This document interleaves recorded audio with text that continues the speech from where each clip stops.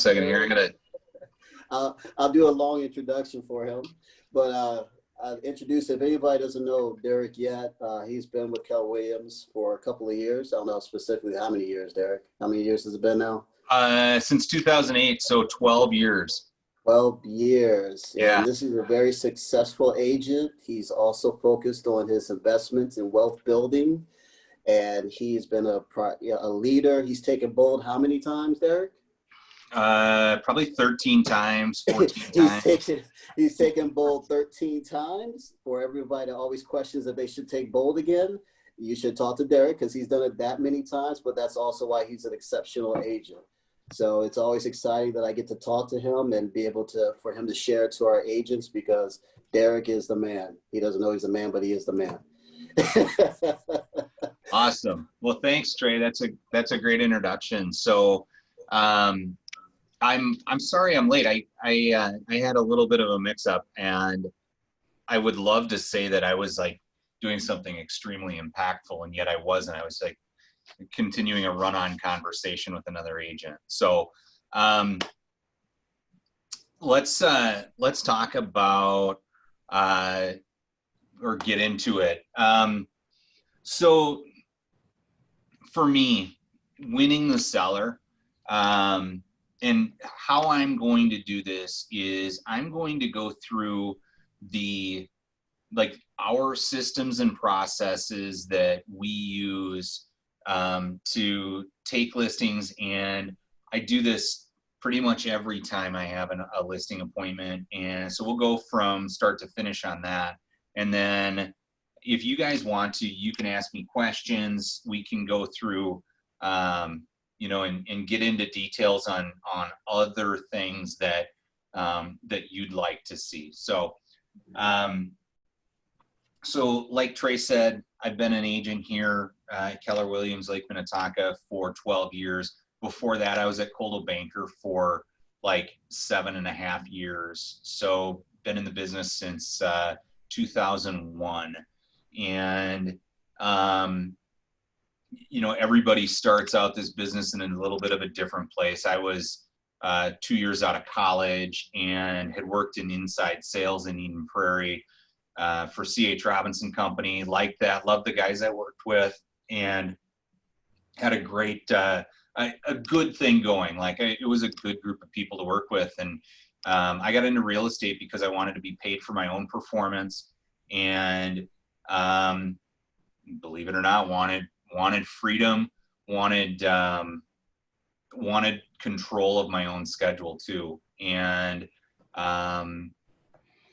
20 years later, I would say that I'm getting pretty close to that. Definitely in a position where paid for my own performance, absolutely have been since day one. And then definitely have taken steps to control my schedule and do business my way. And, that's the great thing about real estate. So as far as winning the seller goes, I have in my business, about pretty close to 50% of our business now is sphere-based business. So I would say that a lot of my appointments now are either with past clients or with friends or friends of friends. And that business is easy business to work. Like I don't necessarily have to work the same or put in the same amount of effort to win the seller with those people. The relationship is almost more assumed, and when I go in, it's more about presentation of information and a discussion about how we make things work for them. That is different than my business was even 2 years ago, or take it back a bit further, maybe in like 12 or 13, I started calling on a lot of expireds, and I worked a lot of for sale by owners. And with that business, I like literally was in competition on every one of those listings. And, subsequently, I had probably like a 30 or 40% conversion rate on my appointments.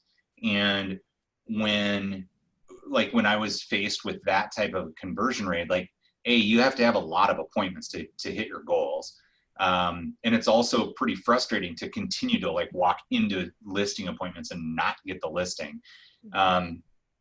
So being the observant person I am, I just tried to talk to as many people as I could, and I tried to see what other people were doing.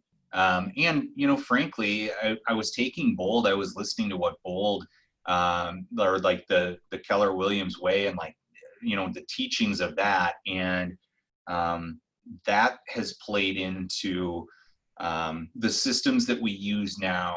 And I would say that what we use for all of our appointments, but also for our, especially for those not met appointments, is it's about creating the whole experience for them, and really trying to set the stage that I'm different from other agents before I even get there. And certainly I believe that happens by having good scripted conversations and making sure that sounds the same every time. And certainly, as you go down the path of having a conversation with people and you get to the point where you're wrapping up the conversation, to me, that sounds like, especially if I don't know the people, it sounds like, well, why don't we go ahead and plan to meet at 2:00 on Thursday? And they say, yeah, 2:00 on Thursday works great. Then I say, okay, that's awesome. Let's meet at 2:00 on Thursday. I'm going to send you a package of information that tells you a little bit more about me and the team and what we do to get homes sold. Please review that before I get there, and we'll meet on Thursday at 2:00. Okay? They say, great. And then I write their address here on my pre-list packet and send this out. We have these things pre-made. And we, as Amy, my team member, she's our team's admin, and she does pretty much all of the marketing and promotions and pretty much everything. So what that does is that wraps it up, and it sets the expectation that they're going to get something from me, and that that it's information that they need to review before I go on the appointment. What I'm sending them is our pre-list packet, and it has a letter that just introduces me and says, hey, thank you for taking the time to review this. Look it over. I've got it signed. What it contains is a pre-list packet that we've put together, and a lot of people do this, and it's one of the recommendations that they talk about in Bold. And really, if you talk to, or if you go to any classes on listings or winning sellers, they always have some sort of pre-list communication. And my goal with this, when we put this together, I went from thinking that pre-list packets were stupid and I don't need to do them, and I can do things right my way because I know best. And then I went to, okay, well, let me just put together like a few pieces of pertinent information, staple them together, send that out, or email that out. And then we went to having a little bit better or more polished package. And what I noticed was when I went to people's houses, there were a lot of agents who had like a home printed pre-list packet that's like on regular copier paper, and it's probably 10 to 15 pages, and it is color and it does look nice, and yet it's still stapled together. And my thought was, if I send that out, then that makes me no different than anybody else. And what I what I wanted was, I really wanted, because I don't necessarily like, how am I trying to say this? I'm trying to be careful here. Like, because I do believe that I'm better than many agents. I don't want to have to compete with somebody else based on being smarter than them, or knowing the market better than them, or like some awesome marketing wizardry or something like that. Like, or heaven forbid social media or something. Like I would be totally screwed in that scenario. So what I wanted to do was, I wanted to create separation from other people with what we sent them, so that when I go in there, people are already putting me and our team in a different group of people, because what we're sending them is the most polished, the most finished pre-list packet that they see. And that's where we came up with what we have. It's professionally printed. This is on like very nice cardstock. We have, let me try to get in here. We have tabs for each of the different sections, and those are our team, testimonials, successes, pricing, preparation, and homework.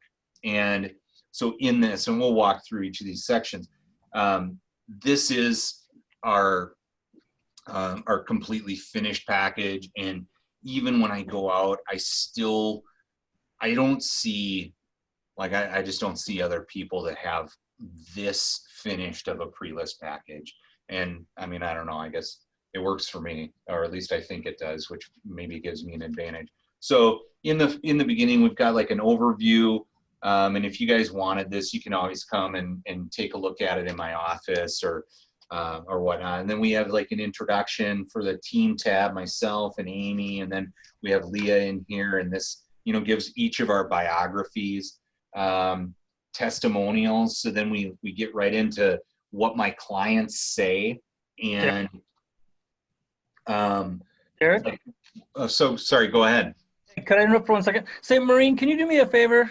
Yeah. Can you mute your mic? For some reason, any little noise over there flips the video back to you every second. And as cute as your dog is, if you could just mute your mic on the thing. Cool. Thank you. And if either of you want to kick in and ask a question, unmute yourselves and go ahead and ask. That's perfectly fine. So with our testimonials, I mean, some of these are really pretty old, which is kind of funny. But then, like, as I go back and look, it's nice. I mean, people, we've chosen these from many of our past clients who say different things about us. And what we've tried to do is get a good variety of people whose homes have sold in different circumstances. So we have, like relocation clients, and we have estate clients, or, people where I've had to do like just really bizarre things, or just different, out of the norm, or like, hey, you know what, Darik was great in helping our family move up to the home we wanted. Like different scenarios, so that we make sure that we've got a testimonial that fits different people's scenarios, so they feel like, hey, you know what, Darik is capable of doing a relocation scenario or something like that. So it's funny, actually, when I looked through here, like, this person is passed away now, and I just sold his house through his sister. So then in the successes tab, I just literally have the addresses of all of these homes I've sold, like, oh, good for me. And could I ask you something? Yeah. Obviously, we're both new, and you have great history and success. Yeah. What would you think that we should do in lieu of both, obviously, the testimonial area and the success area? Currently, we don't have either of those in this industry. Yeah. So for testimonials, I would reach out to people who know you and have who would be willing to to sing your praise no matter what the scenario was. And even if it's like, if you haven't sold a house, I'd still go out and have somebody write a testimonial for me talking about my integrity, my passion, my whatever, and have them talk about that. And then I would use that. Sure. Like someone we've done business successfully with in the past in other industries or whatever. Yeah. Okay. I Yeah. appreciate that. So, Yeah, absolutely. And like stuff like, any like obligations you've fulfilled, or like anytime you've done a good job, you could go back and ask somebody for a testimonial. I mean, I just had a renter yesterday back out. She's backing out on her lease, and we've been working with her for like 4 months or 5 months now or whatever. Like, and she's backing out on her lease, but she lost her job and like hasn't been able to find another one. So it's not her fault, but yet in responding back to her email, I basically gave her a testimonial and said, you know what, I've appreciated your integrity in dealing with us since the very beginning of COVID. I appreciate that you've paid us on time or continued to keep up. If you need any type of a recommendation, just ask me and I'll vouch for your integrity in the future. And she so like that's a circumstance where there was the right thing to do. She did it, and I'm willing to give her the recommendation on that. So with the successes, if I were in your position, I would use the MLS statistics and maybe have Wendy go in and show you how to pull the sold, like the office sales for the year. And I would use those, and I would say, Keller Williams Premier Realty Lake Minnetonka 2020 sales. You can go in and pull all the listings, and I would just use their addresses. I wouldn't use like the detailed information or anything, and put it out there. I mean, these are people, we're all part of the same organization. We work for the same broker. You do get into positions where you can't say that you sold other people's listings, especially like between companies, but we all do work for the same broker, and they are transacting the business. We happen to be transacting it like on their behalf. So maybe ask Wendy or even John Butler for specific verbiage on what you can say for that, but that's how I would do it. So then we have some pricing information in here. This, I don't even know what this says, but it's kind of standard. Actually, these were taken from some Keller Williams produced information probably 5 years ago or something like that. Still applicable. And talking about market timing and what overpricing their home would mean for negatively impacting their home sale. Then we have the preparation tab, and these are like suggestions that they can do to get their home ready for sale.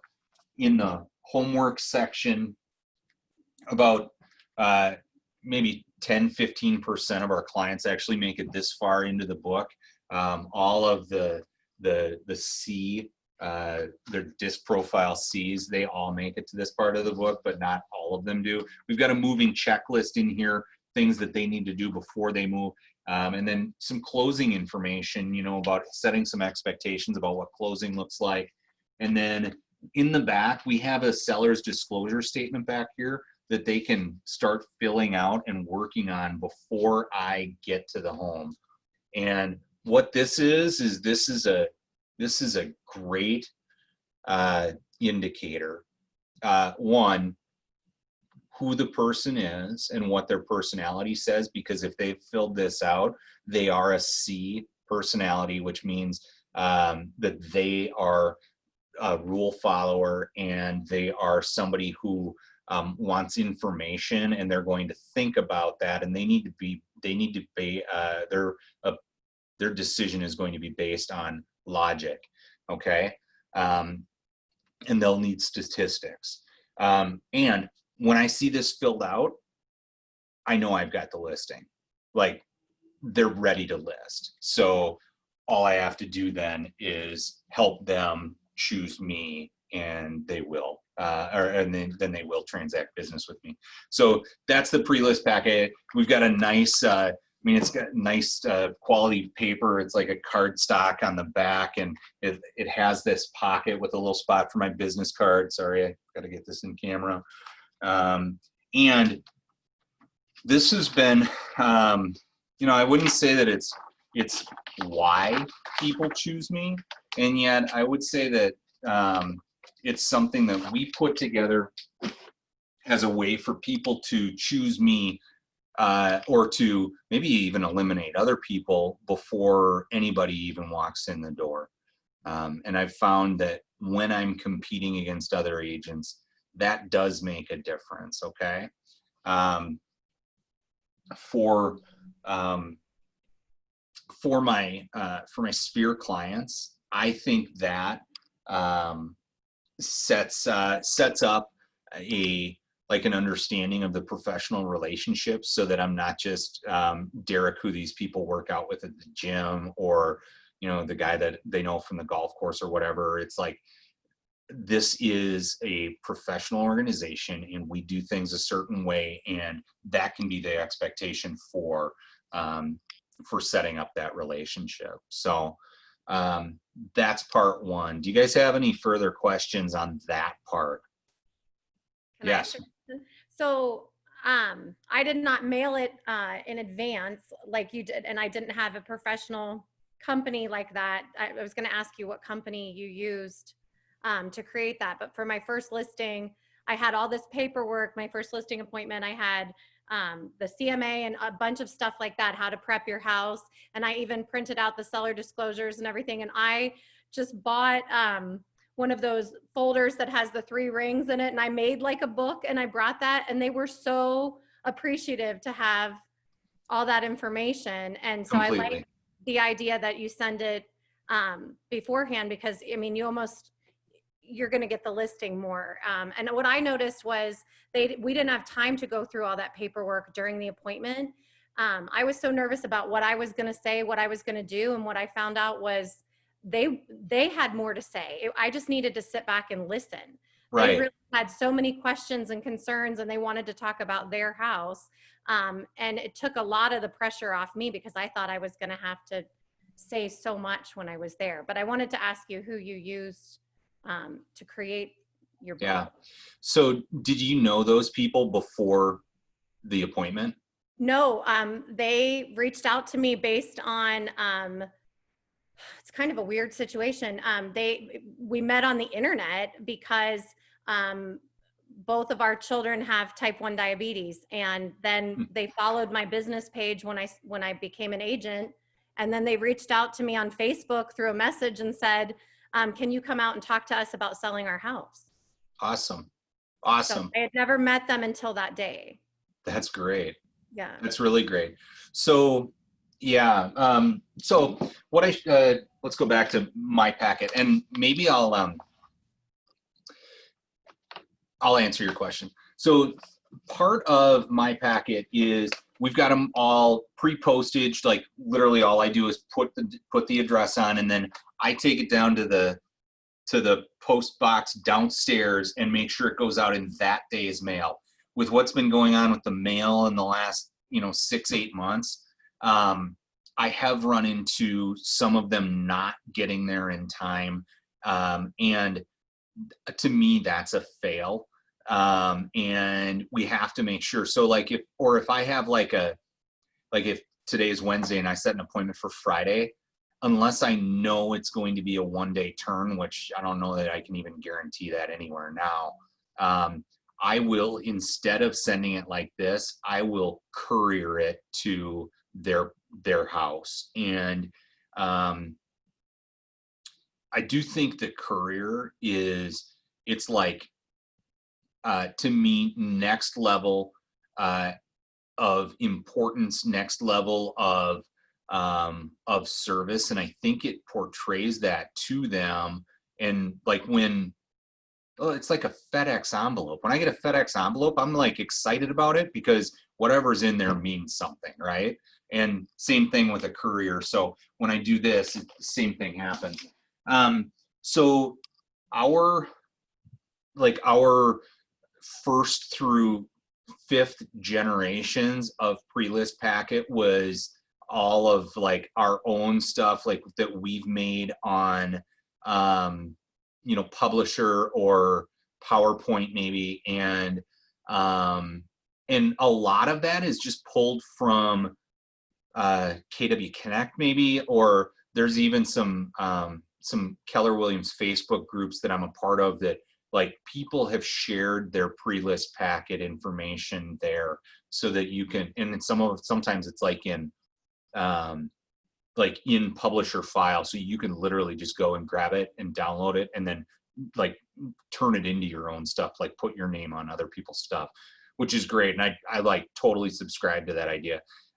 So Amy, my assistant, created our stuff, and she makes it. And so like the printed pages on ours, or like the customizable parts of ours are done, I think, through Publisher and Microsoft Publisher. And then the cardstock professionally printed stuff, we had a graphic designer design those pieces. We described what we wanted, and then she designed those, and then she has them printed for us. And I want to say we probably spent $500 to $1,000 having like on the design part, and then each time we get those things printed, we probably spend, I don't know, probably about the same $500 to $1,000 or something like that. So it's like significant enough. And when we order those things, we order them like I have 1,000, or not 1,000, like 100 of the testimonials tabs printed all at once. And so like each of the pieces are separate. So we have a little bit of redundancy between this package and another package that we use for our buyer clients. And so there's like a little bit of carryover, or like dual purpose ability between the pieces. So that's how we do it. If I were doing what you're doing right now, I think you totally did the right thing with the 3-ring binder. And you could do that. You could go to Office Depot and see if they have any other like binding equipment or something like that, or just devices or whatever. You can also go do stuff there. Like they have printing capabilities there, and they may have some like business services that could help you. You could also look at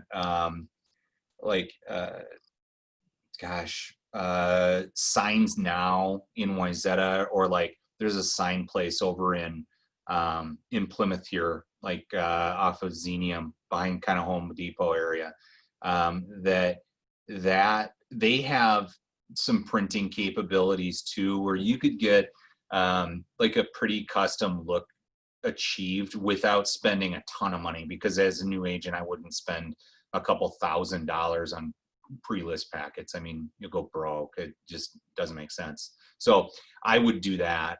And I do think I'll go back to that idea that I don't deliver the packages myself. Like it takes a very rare circumstance for me to ever deliver it myself. I don't want to show up there until I actually show up for the appointment. Like I don't want to show up in my workout stuff or something like that, like, which I would do under normal circumstances. Like I show up at my client's house at like in like normal outside world Darik, like I show up in that all the time. So like that's kind of part of my relationship with these people, is that they're actually working with like the real me. so I would have like a team member deliver it, or, you know, you could have another agent in the office deliver it, or the courier. The courier has been like a life changer for me. I use the courier for a lot of things, like delivering lock boxes, hanging sold signs.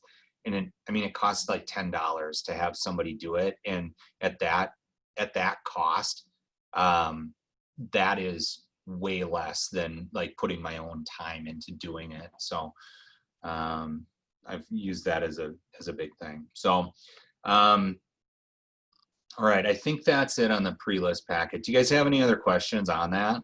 I was Yeah. gonna tell Bruce that for the next time, you know, you have a listing appointment where I was able to get some of that custom, well, I shouldn't say custom because it came from somewhere, but where I was able to pull some stuff like that you talked about that was in your listing thing was when I created my CMA.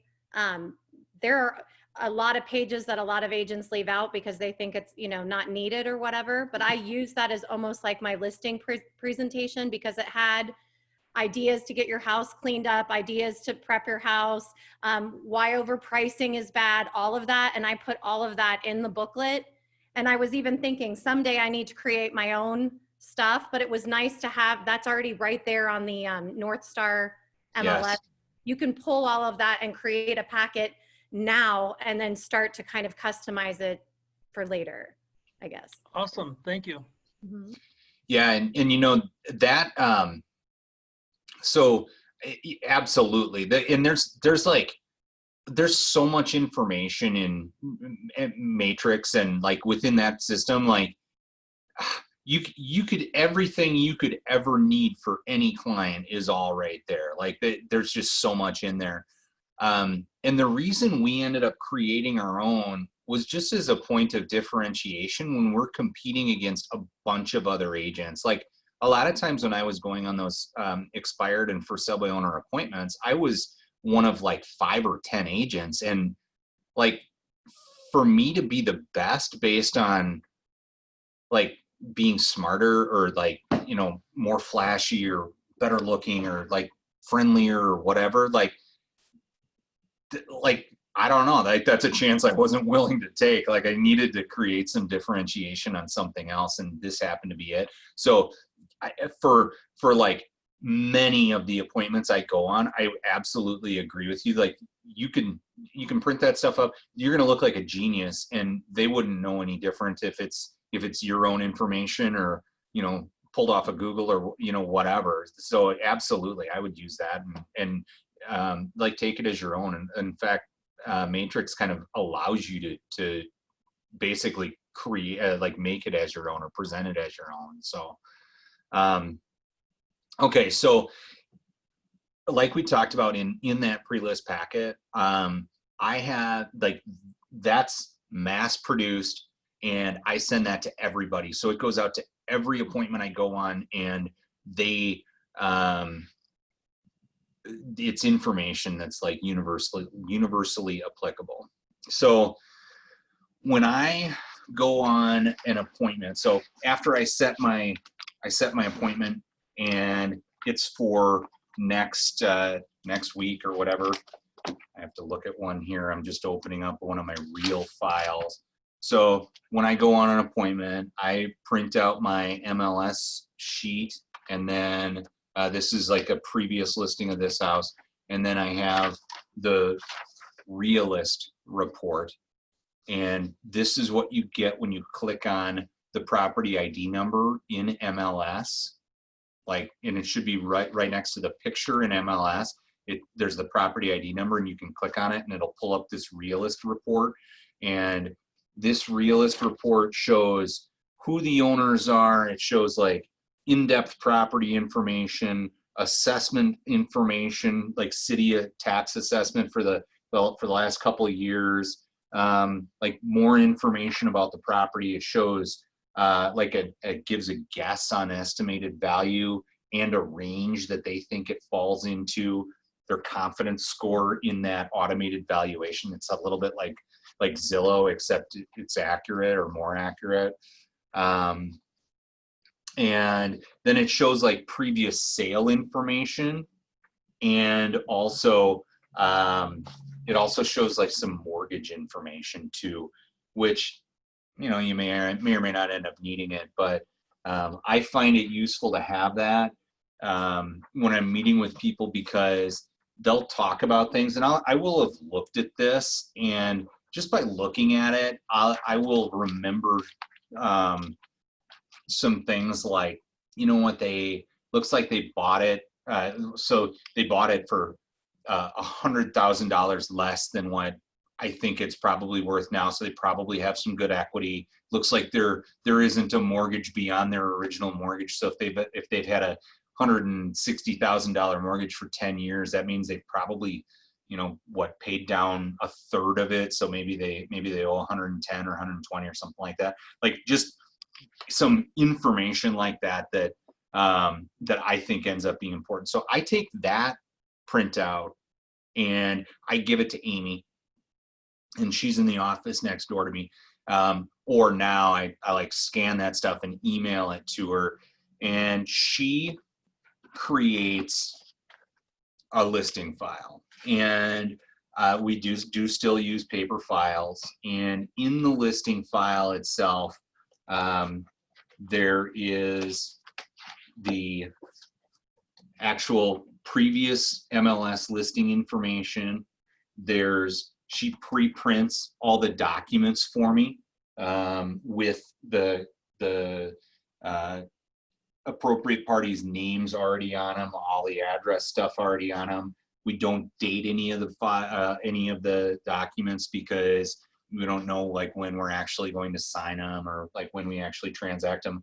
But there's like all of the documents that we would use, including another copy of the disclosure, including the disclosure alternatives and like pretty much everything. So it's like 40, 50 pages of stuff that we print out. That's all in this package.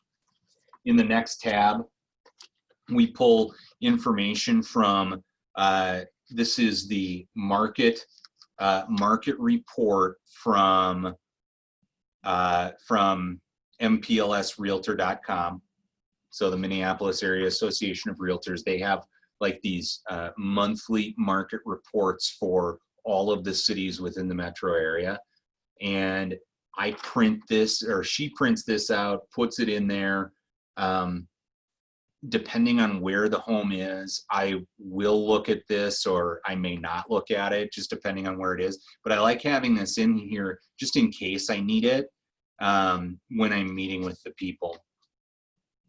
We have a card for our staging company, and I offer this as like an added value to sellers. I pay for a 1-hour consultation with our stager. She goes in and helps them declutter.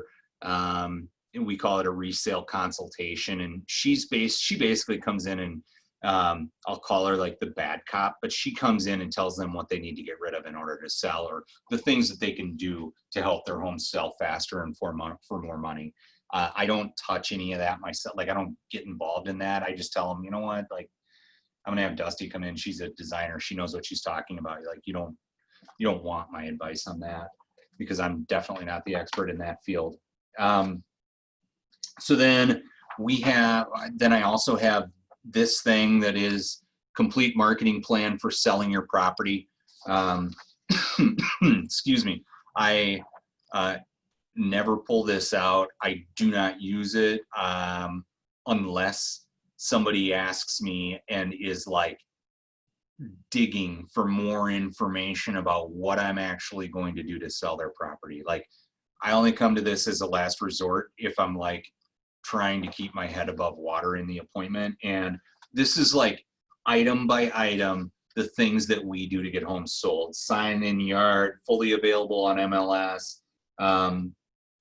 You know, messages to all the regional Keller Williams offices, buyers open houses, you know, like everything.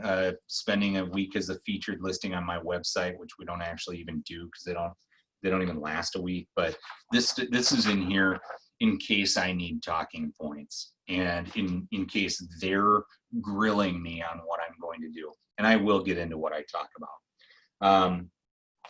I also have a home warranty brochure in my package, and I use this every once in a while. You know, we talk about home warranty often enough with people, but every once in a while they'll ask a question about the home warranty, and I'll just leave this with them or whatever. And then I also have a buyer rep contract in this, in my listing package. And we started doing this because, you know, at one point in time, I've lost or like had seller clients escape as buyer clients because I didn't have a contract signed with them. And and it wasn't like necessarily like devious behavior that resulted in that. It was literally like, I didn't have a buyer contract signed, and they went out and found new construction at Parade of Homes, and they bought that, and they're like, come back to me and say, "Hey, we bought a house," and I'm like, "Whoa, what? Hell, hold on! Like, hey, I get paid for that." Except I didn't. So we include the buyer rep contract, and the great thing is I run into 100% zero resistance on having the buyer rep contract signed once we've already signed the listing agreement. And so we go through, sign the listing agreement. I pull this in and like, just, okay, this is our contract to represent you on the buy side. Like, go ahead and sign this and sign here, and that's it. Like, and that this way it's done. Okay. So that's all the we'll call it the boilerplate stuff. And then Amy pulls comparable sales for the neighborhood or for whatever the property is, like however you're going to comp that property. She goes and pulls comps for it, and she highlights the information that she thinks is important, and then she also puts a her price guess on here as well. And I typically look at this, and then I'll take it and I'll like bury it in the file somewhere, because I don't want like this sitting on top if I've walked through their house and it stinks like Marlboros, and you know, like if I don't believe that's the price, I don't want them to see it. So I typically will take that and I'll bury it in the file somewhere so that it doesn't come out. But so she's pulling, at this point in time, I ask her to pull active, pending, and sold as close as we can to get to a true comp in the area. This one that I'm going to today is like it's a townhome in Maple Grove, and I always say like townhomes to me are really easy to price, or they should be, because most of the time they're extremely similar. There's going to be direct comps within the last 6 months in the neighborhood, or most of the time. And then, you know, even if there aren't within the last 6 months, a neighborhood price, as long as like it should be consistent. So if there isn't one for a year, you can still go back and say, well, the rest of the market has gone up, you know, 5%. And if I go back and look at a sale from a year ago and add 5%, like that's probably a decent way.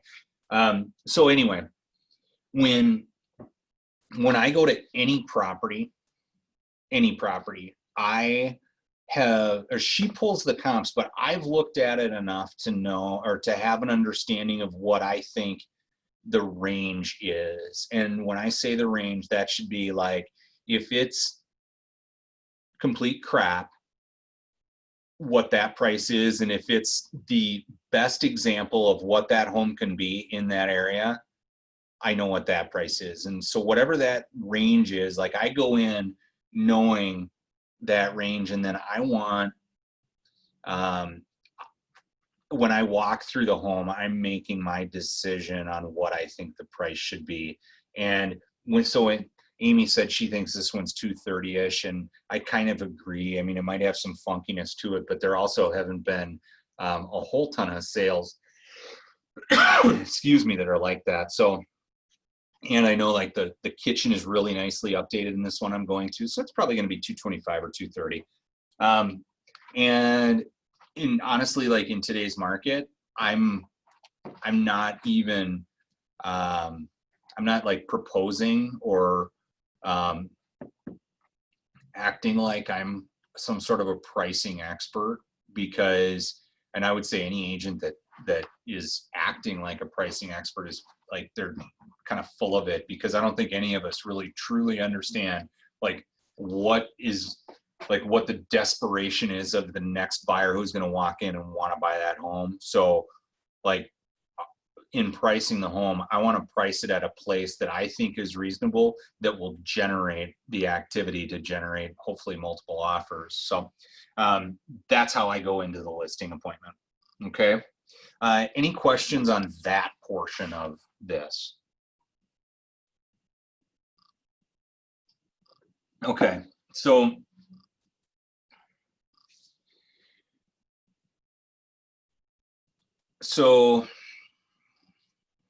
I just want to I'm trying to make sure I've covered everything. Okay, so when I show up at the appointment, and I think there's been one appointment of, I don't know, in my last 75 to 100 appointments, there's been one where I wasn't on time. Like, and that's something I take extremely seriously. And the one time, like, it was like a complete brain meltdown on my part. Like I like literally was, I don't know how I froze it, but I did. And I thought it was like at 10:30 rather than 10 o'clock. So like an honest mistake. And I didn't get that listing, right? Big shocker. And I think it's extremely important that we show up on time. And that just goes like hand in hand with the professionalism. And in the past, I used to wear like a jacket and like I'd basically go suit, no tie. There was a time where I went suit and tie. I just can't do that. It's just not me. And even suit and no tie is more formal than I like. And yet if I was in, I'll call it desperation mode, and yet I would still, like, if I was like 100%, like I have to make sure I capture every piece of business that I possibly can, I would show up that dressed up. And you know, because I do think that is a separator that can especially put you ahead, especially with people you don't know, especially when you're meeting with people you don't know. And so I show up on time. When I walk up to the house, I don't generally park in the driveway. I generally park in the street. I don't want to like crowd people or make them uncomfortable. So I show up at the front door, introduce myself. Hi, I'm Darik, Keller Williams Realty. It's nice to meet you. We've got a 10 o'clock appointment and it's 10 o'clock. May I come in? And so go in, and, you know, I'm going to try to build rapport as soon as I do walk in. I think that's pretty natural. And yet, generally speaking, I'm not going to like get in the weeds with people, or like I'm not gonna, you know, immediately go to whatever pictures over the fireplace and be like, oh, tell me about, you know, kayaking. I love kayaking. You know, like I'm not gonna dig into that. I'm generally going to make a decision on who they are when I walk in the door, and try to tailor my conversation to just being friendly, and, you know, might make a comment about the children or lack of children or whatever, or like complimenting them on their house. And what my first objective is okay, this is great. I'm excited to meet with you. We talked about why you're selling your house over the phone, and would it be okay if I went ahead and gave myself a tour of the house?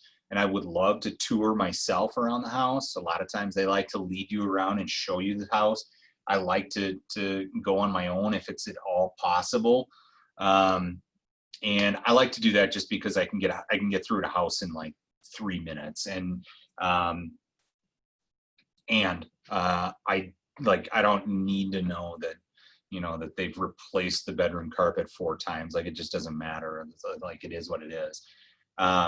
So I go through, view the house, and then I say, okay, well, so I'll come back to them and we meet up in the kitchen or somewhere thereabouts, or dining room. And I'll say, okay, well, can we sit down? And I'd propose to sit at either the kitchen table or the dining table, because the kitchen table and the dining table, or even on the bar, if there's an island, like we meet there too, those areas are where business gets transacted. Business doesn't get transacted on the couch. And I feel pretty strongly about that. And I think the results have really shaken out that way. When you're sitting on the couch, unless you've made it really weird and like literally are sitting next to them on the couch, which is completely foreign to me, like, you're not going to be sitting close enough that you could realistically sign paperwork together on the spot on the couch. And it just makes it more difficult. So when you're sitting at the table, as we're having our conversation, I can be like pulling documents out and like getting things ready as we're talking, and like, maybe running an estimate of proceeds for them, and make it a natural part of our conversation and make it the logical next step. So that's my take on that. So I'll propose that we sit down at the kitchen table. Once we're seated, I am going to start by having a full needs analysis conversation of where they're going. I want to know where they're going, what they want, the lifestyle they want to lead, why it's important to them. I want to know all of that, because to me, that's their motivating factor, is where they're going. Like, there are some people that just really want to sell their house and they'll figure everything out after they sell their house. And yet for most people, it's more important for them to figure out, or to figure out where they're going, or like what the plan is on that. And then that releases them to feel comfortable about selling their house. So I want to find out that motivation. And I do that by going through the needs analysis. And that looks like something like, tell me about where you're going. Okay, you're going to go to like Shorewood, Lake Minnetonka area. Okay, well, why is that important to you? Okay, well, the kids, we really want to get them into Minnetonka schools, and Minnewaska Elementary is super, it's great in our kids' field because they're, special or whatever. And you're like, yeah, they are. Like, gosh, and the school's so great. And to find out that they're expecting another child or whatever, like, that's the stuff that is why they're doing it. It's not because they just want to get a lot of money for their house in St. Louis Park, or they, or whatever.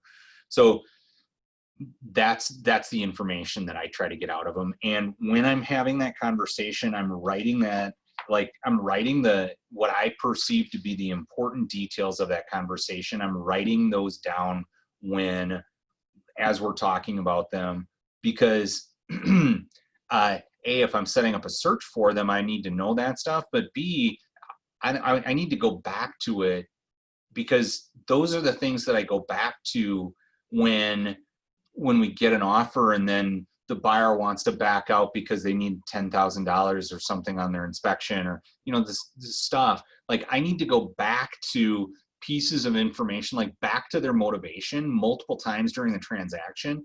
And when I do, I need to know exactly what that motivation is. And I don't always remember. So when I go back and look and I see, yes, kids, special, Minnewaska, boom. Like, I know where, like, that points me right back to where I need to go. So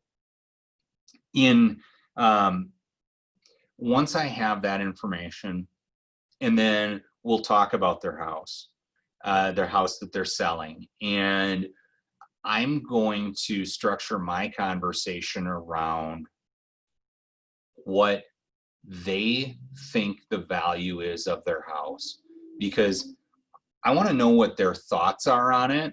And if they're people who are choosing their realtor based on the price that I give them, especially in today's market, I want to be sure that the price I give them is the price that they're thinking, unless it's like way off, which it doesn't. I mean, in today's market, like there are some crazy people out there, but like if you have people just guess at the price of their house, like most of the time it's like either that or maybe even a little more. So like, at least in today's market.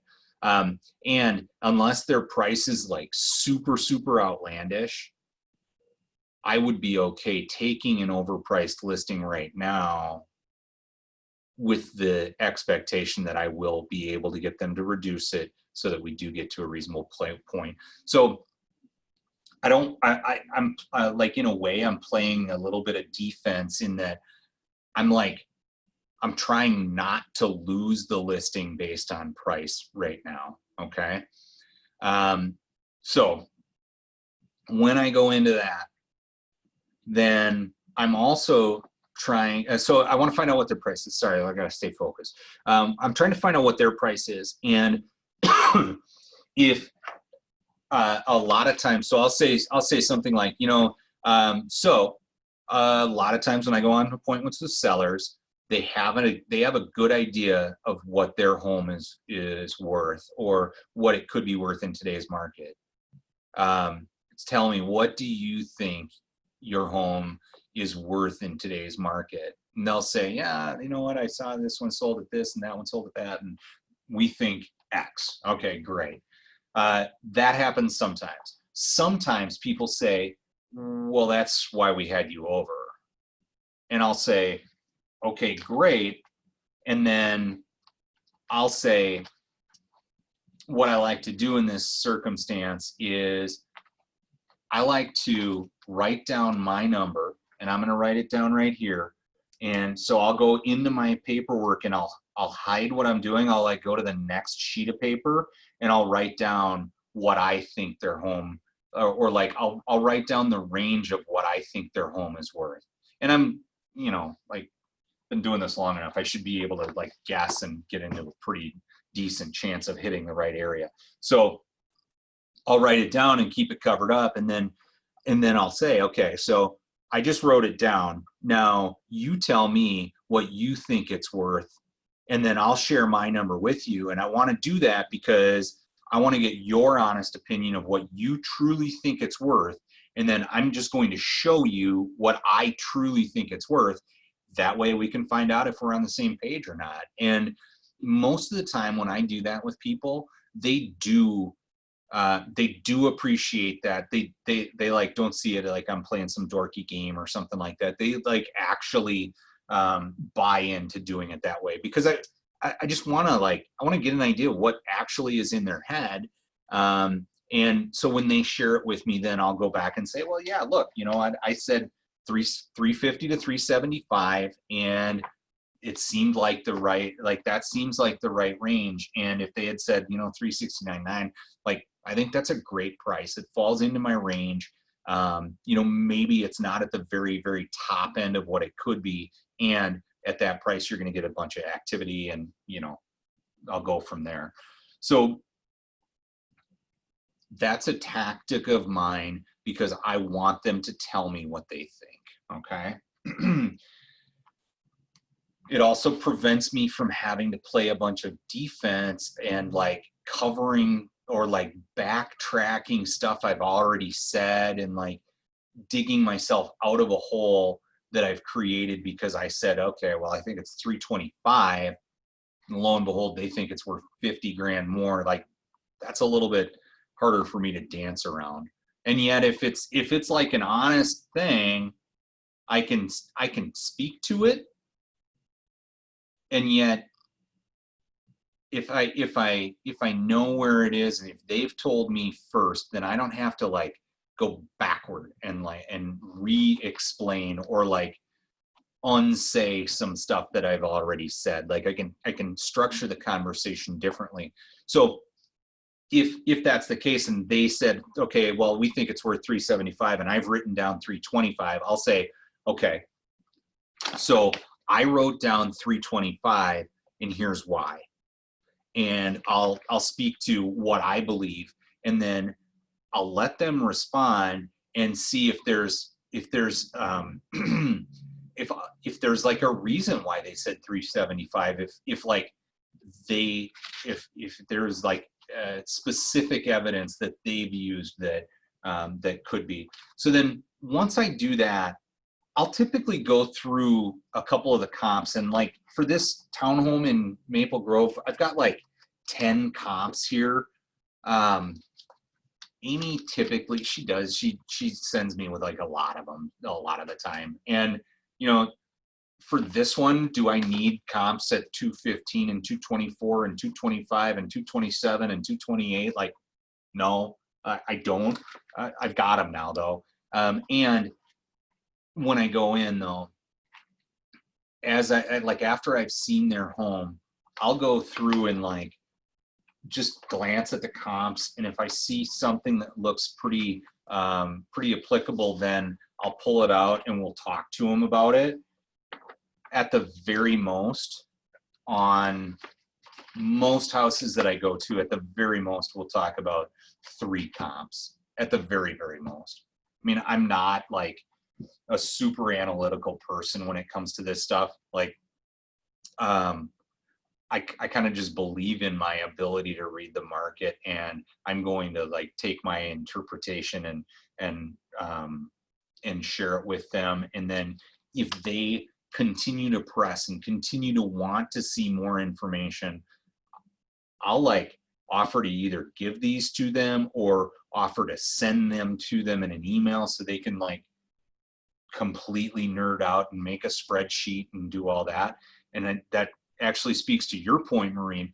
I don't print out a CMA for the properties. Like each of these are just printed out MLS info sheets, okay? And I do that. I do that because I see that this is how homes are priced.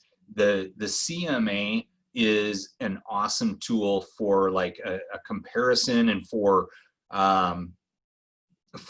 maybe from like more analytically looking at the pricing of a home and how the square footages play out, and like it gives you $1 per square foot price, and you know that's great, and that might appeal to some people. And typically if those people need that information, like I would maybe know before I go in, so I might need to provide that CMA. But also I feel like that CMA, when you put it together in that format, I feel like that is cornering me into a pricing, well, putting me in a pricing corner, right? Like if I've got this thing all crafted together and it says 245 and the seller is thinking 275, like I'm kind of screwed. Like I don't have a way to get around that or to like interpret it differently. Like it says that, and I've pulled those comps even though like I haven't seen their house. So my fallback on that is if I go into a house that I like truly don't know what the value could be, I'll still bring my comps. And then like there's times when I bring comps in and like my comps say like 450 and the house is like 625, and I know it, and when I'm walking around I'll be like, well, your house is awesome and it's a unicorn, and I didn't know that coming in, and I like this is my stuff isn't even applicable. And then I'll go back and I'll pull some different comps when I get back to the office, and then I'll email those comps to them, and I'll put together a CMA that is, you know, very much detailed to their house. And in that case I would use one. Otherwise I generally don't. Like one 20 appointments or something like that. I actually use it. And if you walk around the office, you'll get God knows how many different opinions on that. So, So you're saying we don't have to stress ourselves out for a listing appointment and have this detailed CMA created. We can just pull comps of active, pending, and sold around that house, what is sold. That's what I do. That's what I do all the time. So the last thing I'll say on that is, so a lot of times when I go to an appointment and we've got like a little bit of a wild card property, like say in like city of Minnetonka and Minnetonka schools, between 300,000 and 400,000, like the same house could be anywhere between 300,000 and 400,000 simply based on what's on the inside. And if I don't know, I don't know. So when I go, I'm going to bring some examples of sold comps within that area and within that price range that like they fall into like different points of that market. And then I'll also pull like a single line of all the active TNAS and pending in that area, and like specifically in that area. So like, and I call that like competition, right? And that's like stuff that's immediately available or has just come off the market. And that's like the stuff that tells you exactly where the price should be. So I'll bring the historical in and I'll share the historical with them. And then I'll look and I'll look at like those. So I'll pull that single line, but then I'll also print out single page. There's like a 9-photo single page report in MLS. And it doesn't give you very much information, but it has the pictures and it has square footages and price, right? Which kind of gets to the brass tacks. So I'll go through and I'll say, okay, well, so these are the different ones, or I'll pull out the 1 or 2 solds that I'm like, all right, well, this looks like this is what it should be. And then I'll look at that active pending TNAS search, and that's the one where I'll say, okay, well, if you look at what's currently available in the market, your home is going to fall in this part of the range, like 350 to 370 or something like that. And like, and they will we're generally going to agree on that, or we're going to have a conversation where I'm getting them to agree with me on where their price falls. And it's not,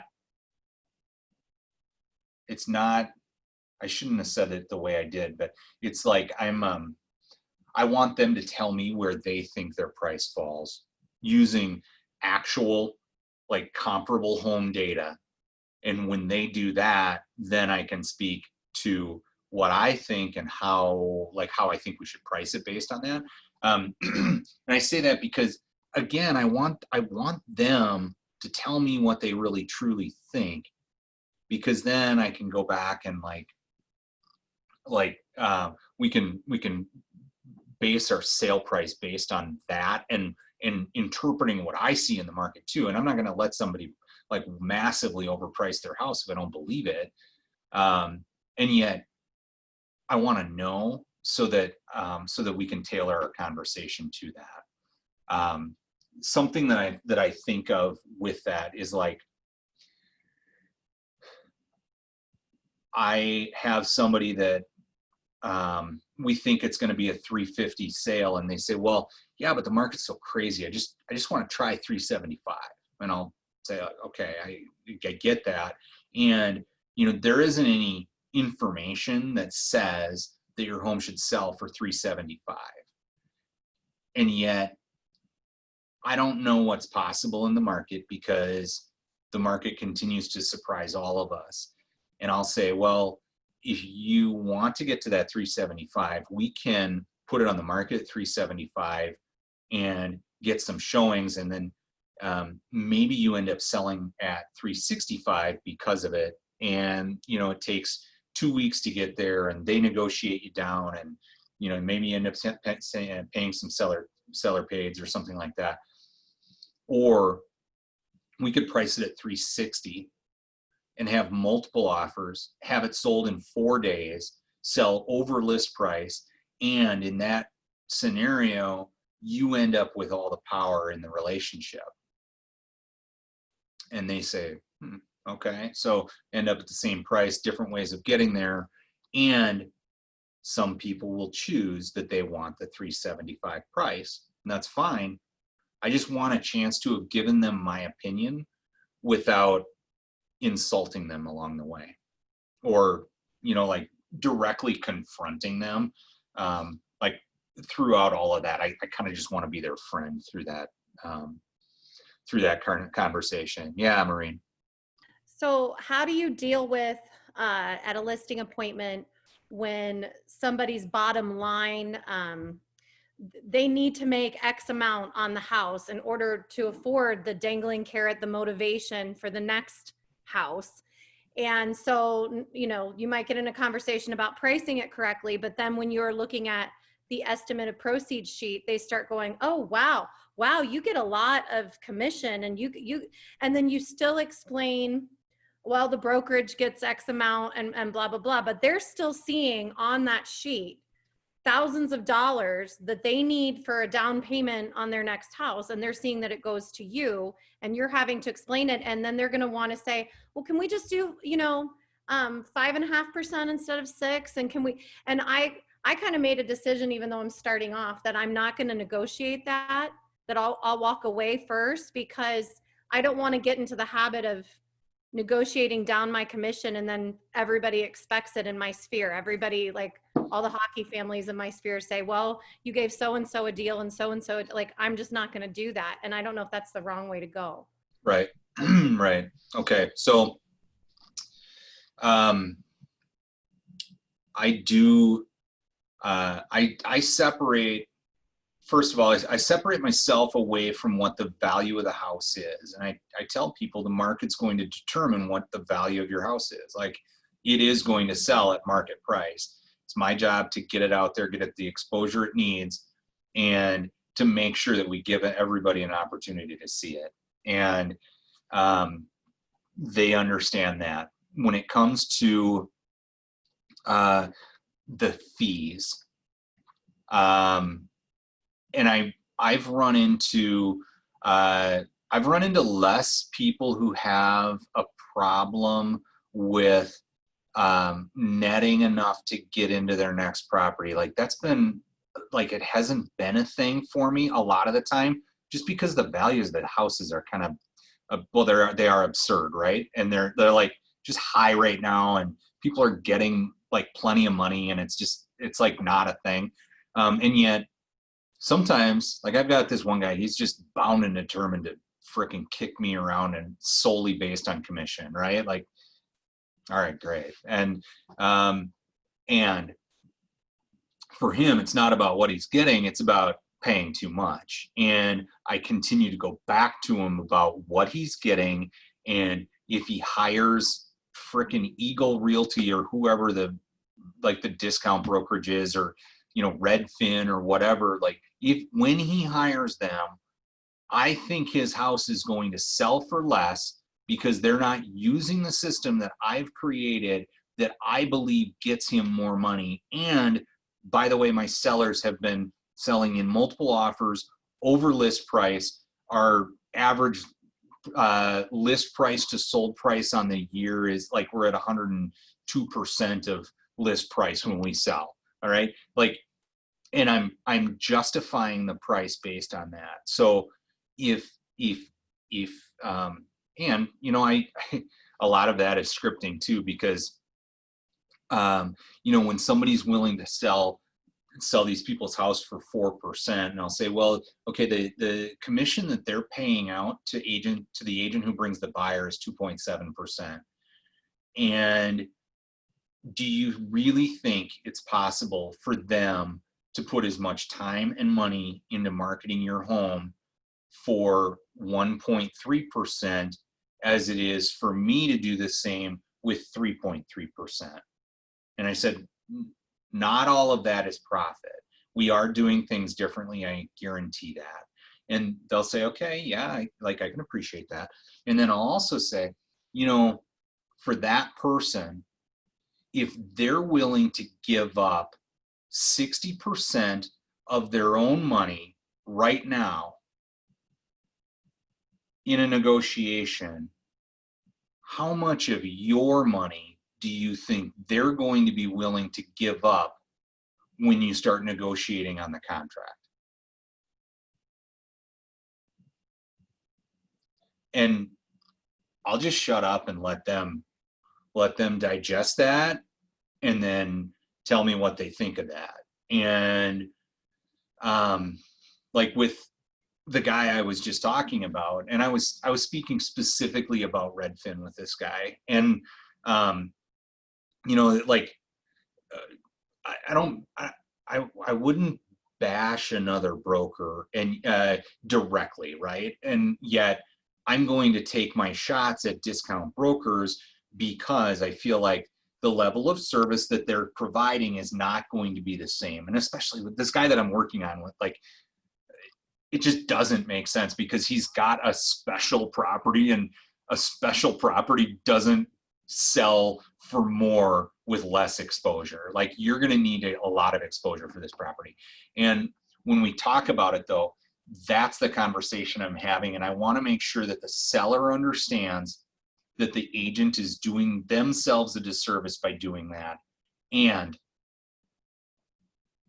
I think it's going to come out in the bottom line. I mean, who knows if it does or it doesn't. I mean, we can all believe anything, but you know what? And who knows, maybe they put it on and it sells immediately, and you know, they save 5-10 grand.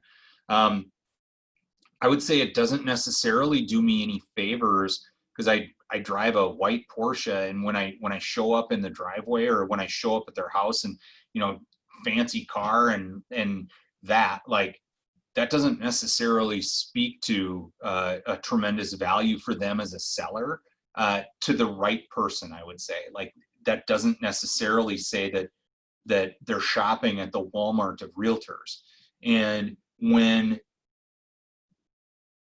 they comment to me about that, I do have a story that goes behind, like, along with it, that I explain to them about that. And yet I don't apologize for making money. And I'm going to further address the conversation, or like the situation, by you know, by talking about what we're going to do to get their home sold, and how we're going to get them more money, and how I'm actively pursuing them as a seller versus being a passive agent that, you know, lets the leads rain into a national call center, and then I just show up as an employee, and if they want to sell with me, they want to sell with me, and then you know, I get paid like a salary, like a Redfin agent does, and, like, you know, maybe I get some little portion of the commission. Like, my livelihood and my my family's life is dependent on me selling homes. And if I don't do the right thing for your home, I'm not making money. My family doesn't live right? It's like, so, like, I try to tie it back to them. If people continue to ask you to do the same thing for less money, I'll go back to, and I'll say, okay, let's say you go into your office and your boss comes and talks to you and says, okay, well, you know what, Todd, we're going to have you do the same thing that you've always done for the next month, and we're going to pay you 30% less, okay? Are you going to continue to go into that job and do the same thing for 30% less? And they're going to be like, well, no. And I said, well, that's exactly like me. I'm not going to come in here and do the same thing and do it for less, because that's not how we do it. What I can promise you is I'm going to give you full effort. We're going to make sure we get your home sold. I'm going to continue to tell you the truth all the way through, and you're going to have a great experience. Isn't that what you want? And, you know, most of the time they do, they agree. You know, every once in a while, I get people who are like, bound and determined to get some sort of give back or some sort of a break or something. And what I've done, I've like, and you know, I will give on commission sometimes, like depending on the circumstance or whatever. Like if I need to match at 5.5 to get it to get the listing, I may do that. Most of the time, I try to negotiate based on something that is that the seller perceives as value that means nothing to me. Such as, I'll say, okay, so what I'll agree to do is I'll agree to list the home at 6%. And if I end up representing the buyer who buys your house as well as you, so I do both sides, I will reduce my commission to 5% in that scenario. Okay. And I'll wait for them to say, okay, well, that sounds good. Thanks for giving us a deal. Like, sure. I mean, I know that we hog our own listings about 15% of the time. And in the event that I'm hogging my own listing and I get, you know, that 15% and I end up getting 1% less. So, you know, I make $20,000 versus $24,000 on a $400,000 house. Like, okay, that's all right. It's worth it for me to have the sign in the yard. And I would say that I'm also like, understand that I'm negotiating on something that I feel like is a pretty low probability of happening, especially in the current market. Like we used to sell more of our own listings, but it hasn't been happening at the same rate. And for me, I have a buyer agent who oftentimes is the person who's actually selling the house. If they do come in through me, I'll have Leah show the house. She'll end up writing the contract. The team still represents both sides, and yet I'm not the one representing both sides, so that deal doesn't work. Okay, that's one example of negotiating on something that didn't make a difference. I had another one. Gosh, I'm trying to think. I did the same thing. You know, like I had a condo in Minnetonka, and that, like, believe it or not, you can buy a condo in Minnetonka for $125,000, and I had one this spring, or maybe it was last fall that I did, and this guy was like just grinding into me, like taking me to the cleaners on trying to get me to reduce my commission. So what I did is I said, you know what, if and I knew that this thing was going to sell in multiple offers for at least $120,000, and I said, you know what, I thank you. Like, I can appreciate your you know, desire to get a great deal here. What I'll do is I'm going to list the property for 6%. And as long as I sell it for over 120,000, I'll list it for 6%. If I end up, and maybe I had said 115, and I said, in the event that I sell it for less than 115,000, which I don't think is going to happen, but if I do, I'll discount you $1,000 of my commission to make it happen for you. And so that's like, I mean, it's the total commission on it's like $4,000. So it's like I was potentially giving up a lot, and yet I was giving up a lot on something that I saw as a very, very low probability give. So like, and that's, he totally bought it and like liked it. So whatever. I mean, like, give them a win that isn't really even a win. So, but they don't know it.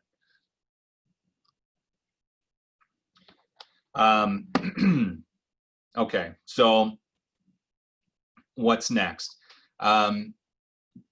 So at the point where we've just determined a value, and at that point, you know, they've probably given me signs as far as like that they're uncomfortable or they're comfortable, or like they're like talking about how like they can make it work or whatever. I'm going to share with them at that point, or likely I'll share with them my plan And I may have already shared it with, like, a lot of people, we get into it right away, but I'll share with them my plan to get them multiple offers on their house. And I'll tell them flat out what I do. The system that we've created is I tell you, or we tell you everything that needs to be done to get your home ready. You do those things, and then we have our photographer come out on a Tuesday. We get all the professional photos taken, and they'll get those to us on Wednesday. It allows us to prep your listing and put your listing in multiple listing service on Thursday. And we don't allow any showings on Thursday. Those don't start until Friday. So we allow showings on Friday, Saturday, and Sunday, and we hold open houses on both Saturday and Sunday. What we've found is that that allows our properties to get enough exposure that we're getting multiple offers on most of our properties most of the time, right? And what it does is sometimes, you know, those people that, the first people that come through on Friday and they're desperate to find a house, they come through and fall in love with your house and make an offer on Friday, and we accept an offer on Friday at noon. Well, those people over the weekend, another home comes on the market and they fall in love with that one because they're falling in love with anything at this point. They're desperate. They now choose that they want to write an offer on that other house. Like, all of a sudden the love is lost on your house. What we want to make sure is if there are 25 people whose home, or who your home would be a perfect match for, we want to make sure we get all 25 of those people in. And that doesn't happen unless we give them enough time to get in. So over that 3-day period, there will be enough time for them to get in. We've got our open houses, they've got their agent, or maybe they don't. Like, there is enough time for them to actually engage us and get allow us to get them into the home. When we do that, and I tell the sellers, you know what, we're going to get, we may get an offer on Friday, or we may get an offer on Saturday. As soon as we get an offer, I'm going to tell everybody that all offers will be reviewed on Sunday at 6 p.m. or on Monday at 9 a.m. And you may want to react to that initial offer immediately. And yet I can tell you from experience that those people that write the immediate offer, they may be your best buyer.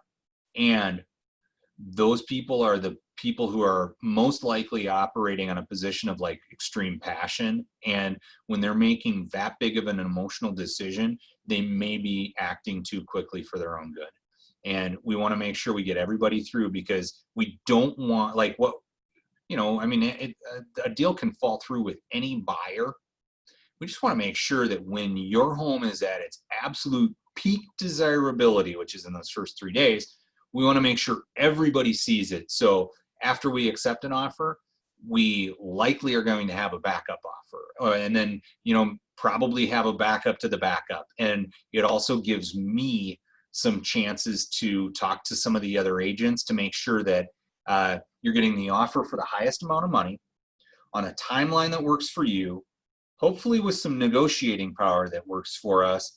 And I want to choose or help guide you to the agent who I feel is most capable of transacting business in a smooth way and making sure things happen.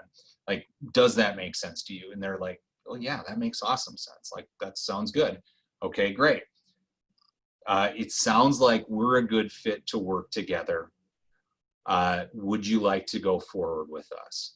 And by that time, I'm already like going through and like getting the listing documents ready, and like I will have pulled them out. By the way, the first page on here is my listing contract, and like, so I don't have to dig for it or like fumble around or anything. Like, I just go right to it. It takes me 20 seconds to check a couple boxes and get them to the point where I'm explaining the contract to them and signing it. Okay. When I go through that, you should have the listing contract memorized in paraphrase context. And I would say that for all the documents in the whole file, you should have like a spiel. on each one of them, and I do, and I've done it. I've done this for a long time, so I've been saying the same thing over and over and over for a long time. So what I'm going to say is, okay, the contract gives me the right to sell the home for you for a price of $369. We said. What it says here is that you're giving us the authority to list your property, market for sale, for showing it. We do have, we said that we do want it displayed on the internet. We do want the address displayed on the internet, and sites like Zillow and Trulia can show your property, right? Like, that makes sense? Yes, okay, great. That you may not list the property for lease with another broker during the time that we have it listed. You do have an obligation to show the property. Meaning, when we request a showing, you do have an obligation to show it. I mean, I understand that you live here and that things come up, you're living, like life and everything else. I understand. If it doesn't work, let me know, we'll work something out. And you have an obligation to show the property, okay? You can record people on the property. All we ask is that if you do, it makes sense to make people aware that you may be recording them on the property, okay? Great. Anything that you give me in order to promote the property, by giving it to me, you're giving me permission to use that property in our representation. I said that we're not charging you a retainer fee. We charge 6% of the sale price, or $0, whichever is greater. If within 30 days of the end of the contract you sell to somebody else who has seen it under my watch, I am still owed a commission. We are offering compensation to another broker. I'm paying out 2.7% to the agent that brings the buyer. I said that you would like us to arrange for closing for you, that there are additional costs associated with selling your home. We ran through that in the estimate of proceeds. Now, you're not foreign people, is that right? You are U.S. citizens? Okay, great, I'd said that. And I said that you will agree to dual agency, which means that agents from Keller Williams can show and sell your property, right? Yes. Okay. You wouldn't want to eliminate 30% of the buying market just because they happen to be with Keller Williams, right? Okay. Then I'll say, understand that I am working with other potential sellers. I do have previous agency relationships. My fiduciary responsibility to you terminates, thank you, at the end of the contract, or when the property sells. That ends our fiduciary responsibility to you. You'll agree to hold us harmless. We agree to hold you harmless, meaning representations that are made in the sale. You can't discriminate against any of the protected classes: race, creed, color, national origin, familial status, on and on and on. You're going to sell to the person that gives you the most money, okay? Whoever that is. Great. As of the date of the contract, you've not received any notices regarding any special assessments from any of the governing authorities. No one page of the agreement can be taken without all the rest. Electronic signatures are valid in the state of Minnesota, and we do use them. And by signing this contract, you are agreeing that I can communicate with you, which is generally the purpose of people agreeing to work with me, right? And I'll kind of pose it as a little bit of a joke, and they'll say, yeah, that's great, we do want you to contact us. And I'll say, okay, awesome. I'm going to have you sign right here and here, and then they sign it, and then I sign it, and then we move on. And I, like, literally, that's changed like maybe a tiny bit over the last 20 years, and pretty much not much. I don't ever like read the contract to them. I don't want them to read the contract, because when they read the contract, that gets clunky and confusing. We sign the wire fraud alert. I ask them, tell them, do not send any money to anybody until you've talked to me. And I'll tell you when the right time to be sending any money, and you probably aren't going to do that. The agency relationships in real estate transaction is one that I sign after we've signed the listing contract. And I say Minnesota law requires that we disclose to you how we represent you. In this transaction, I represent you as the seller's broker. that means I owe you, and I show them the second page, I owe you the fiduciary responsibilities of loyalty, obedience, disclosure, confidentiality, reasonable care, and accounting. What that means is that I only represent you and I only hold your best interests in mind through the transaction. The only way that that can change is if I become a dual agent and I also represent the buyer. Now, I certainly do still hold your fiduciary responsibilities, or my fiduciary responsibility to you. And with if I represent another buyer, I can't disclose either to either of you the other party's price, terms, or motivation. Does that make sense? And they say, yeah. And they say, doesn't that get kind of hard for you, you know? And I'll say, no, you know what? Actually, it makes it a lot easier because I don't have to deal with another agent. There's not a filter, another filter that is getting involved in the transaction. And generally, I'm going to come right out and ask you to tell me exactly what I can say to the other party. And they'll say, well, you know what? Yeah, that makes sense because you know what? A lot of times things get interpreted differently, or egos get involved. And I'm like, yeah, absolutely. That's exactly why it works. So we'll go through and then sign the rest of the documents. And honestly, a lot of times I'll have them sign listing contract, agency, the withhold from MLS, and then I'm going to have them, I'll probably like sign the rest of the stuff to them, depending on who they are and like if they're capable of filling stuff out and whatnot. I'll do that. And then actually this one doesn't have it. It's not in the front here, but I have another sheet that that's like our client information sheet, and I have our sellers fill that out, and that's like, you know, their name, their email address, their phone number, how we should contact them for showings, and like how they'd like to be communicated to,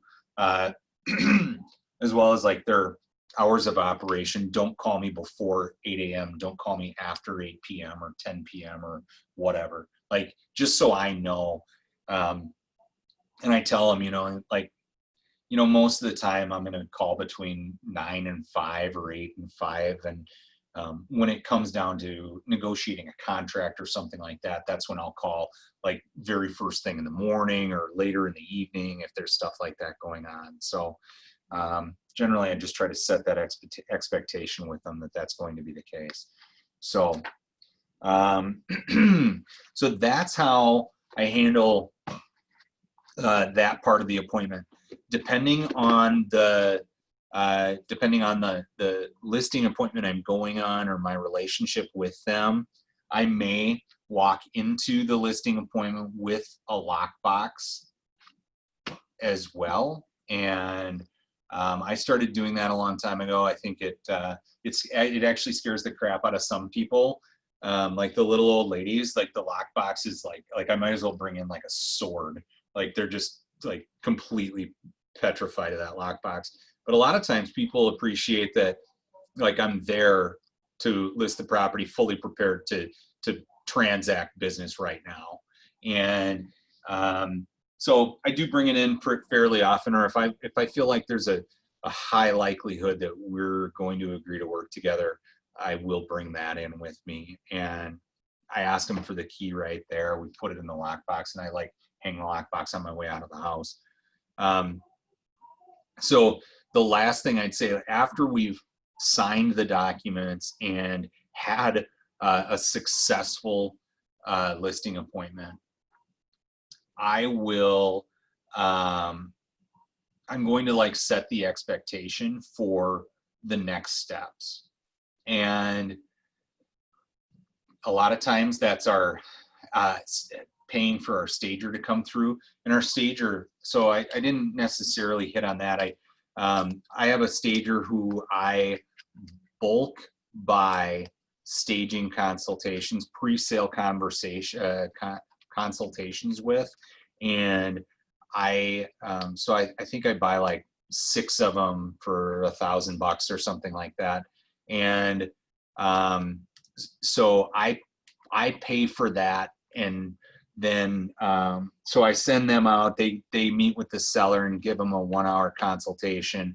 they're going to give them, they'll send the seller then a list of their recommendations to make the home sell or more saleable. Most of the time it's just like removing stuff and cleaning stuff up and what to do and how to, like, these are the color towels you should buy, and like they make the house pop, because a big part of selling houses right now is making your home sell online, and it does that by having great pictures, and pictures can be really deceiving, and it's actually like a lot about color and space in the pictures, and that's all about staging. So it makes a big difference. So we have the staging consultation set, and then of course I do back them into that schedule. Can you be ready for this Tuesday, or should we make it the next Tuesday for photos? And I really do try to get people to commit to being on my timeline for listing the home. And it saved us like a lot of trouble. And I mean, we used to be scrambling like all the time because we were putting on listings on every different day of the week, and it got clunky, and we like wouldn't know where things were, like how we should be doing things. And it makes a lot of sense to do it this way. So especially because like maybe you could tell, like we've tried to systematize the listing side as much as we possibly can. And by that, I mean like me giving the appointment information to Amy and her coming back to me with a completed file, sending the pre-list packet that's already made, to having smaller systems within it, like this is what we do and this is how we put the property on the market. And like every little thing we've done it the same way over and over and over again. And it's designed to just to make it easier to do business. So last thing I'll say, or another thing I'll say is, so we did that with the listing side of our business, and it has been pretty successful. And successful, yeah, selling properties is awesome and the whole point. And yet, like, a big thing for me has been making it more smooth and simple, right? Not easy, but simple for me. And that's the thing I love about the listing side of the business is I go on appointments, generally speaking, between like Monday to Friday, and generally between probably 11 and 5. And that's the real estate life that I want to live. And because I did spend a long time like living a traditional realtor life, and I just got kind of tired of it after a while, and it wasn't necessarily super realistic for me to live that way. So by doing it this way, like it does create a circumstance where I can do that.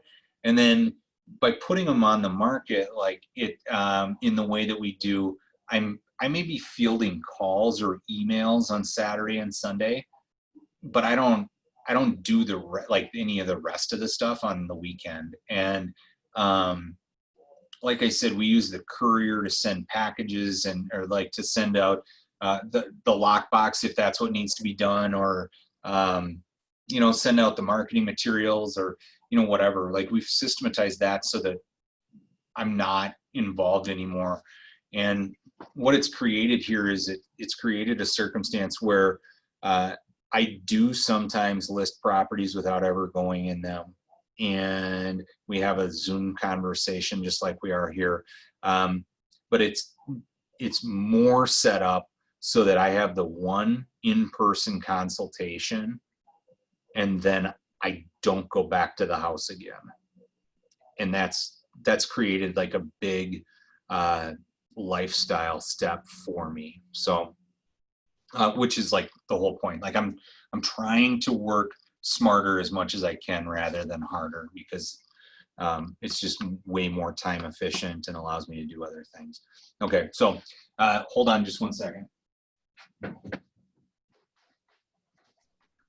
So I said we did that with the listing side of our business. We did the same thing with our buyer side of the business, and this is a guide to buying your home, which of course it shows up backward on the Zoom here. We did essentially the same thing with our pre-list packet we did as a buyer packet for our buyers, and has a lot of the same information, is more tailored to their their involvement in the process and what it's going to look like. But we actually walked through the initial phase, the search phase, the offer phase, offer accepted, pre-closing, binding offer was at the bottom of that, pre-closing, closing, and post-closing. Like, we broke down each of the parts of the transaction and tell them what's happening. Like, where we go through and they're getting a pre-approval letter from their loan officer. And I'm like detailing what exactly needs to happen, and like what they should do and when they should do it. And we walk through all of this in our buyer consultation with our buyer clients. The reason I started doing this is because at one point in time in our business, I realized that like I was answering the same question over and over and over again from every one of my clients.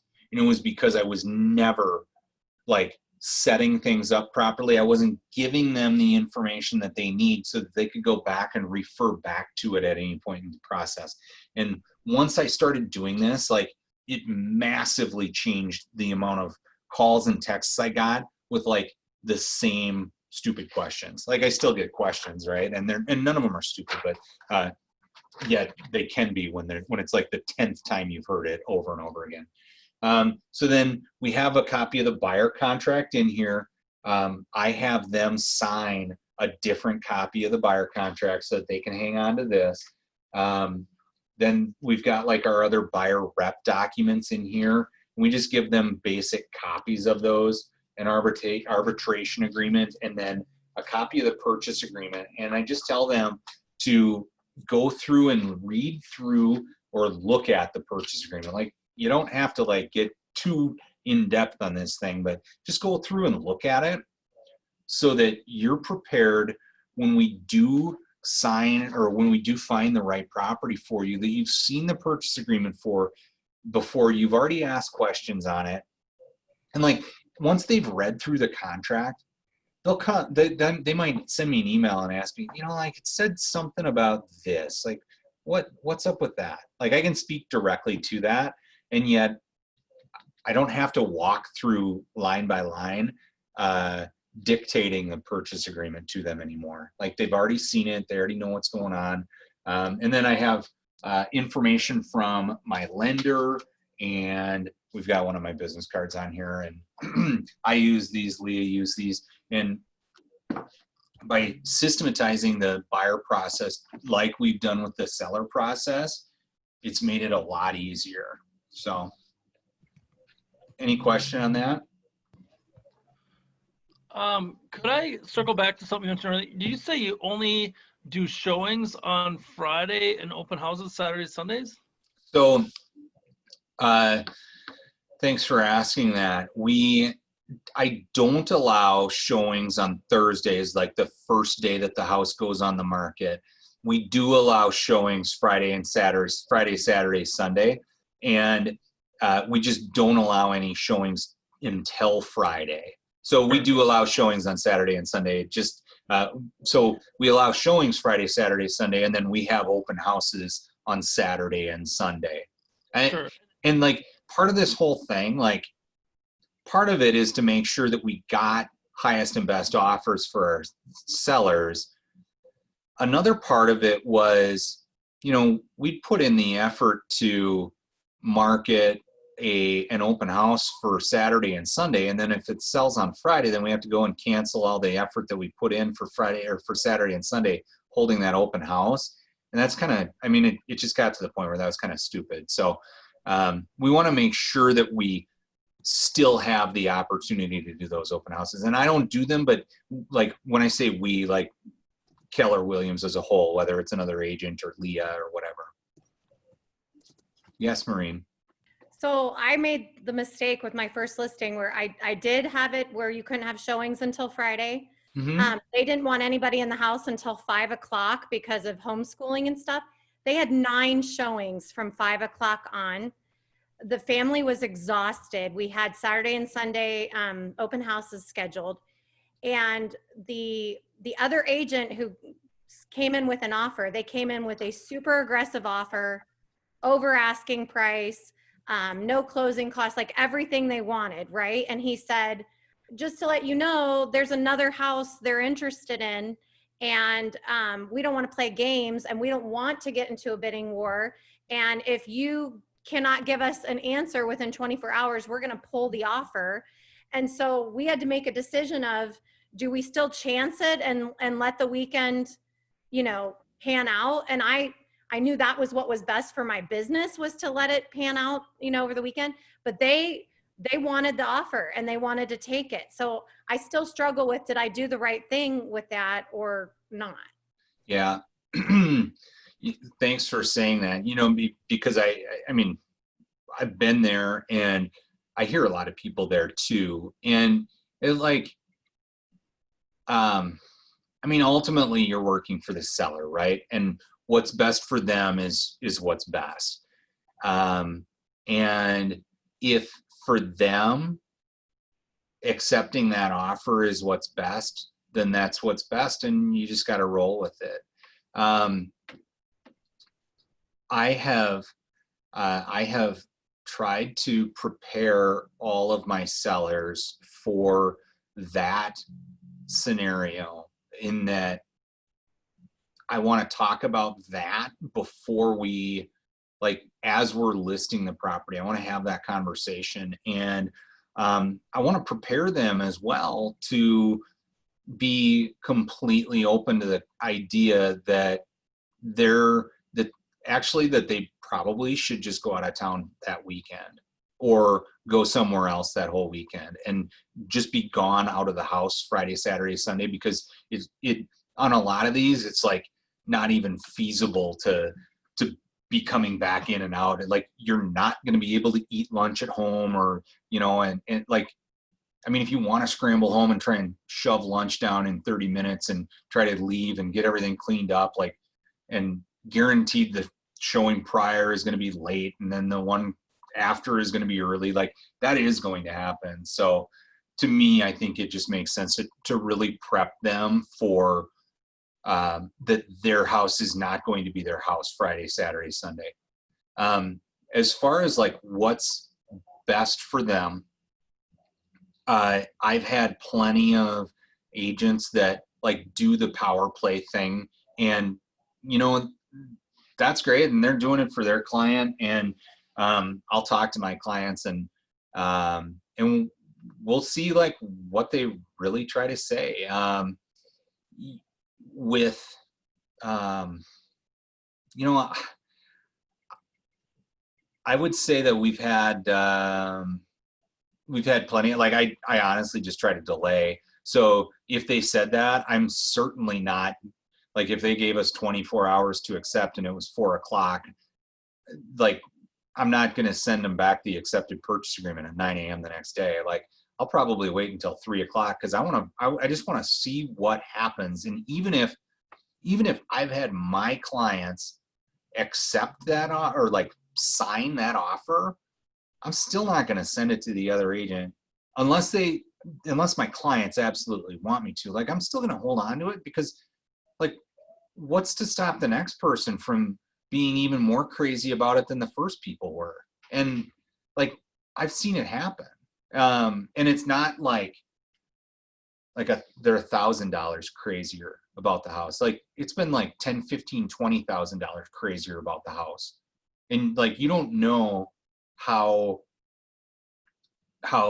crazy somebody is about the house until they've actually put together their highest and best offer. And that's when you see like that's when the crazy comes out. So, so that's my take on it. And, for me as a seller to agree to accept an offer, and this is different than me as the listing agent talking to another seller. For me as a seller to accept an offer on Friday that's over list price or whatever, like in order for me to accept that, it has to be netting me over list price.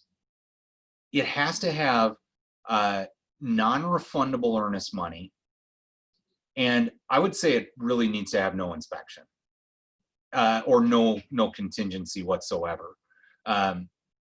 And the reason I say that is because I have had buyers come in who write that offer, who are desperate, who are making that play they just want to buy a house, right? Like they've lost on so many houses, they're just insane at this point.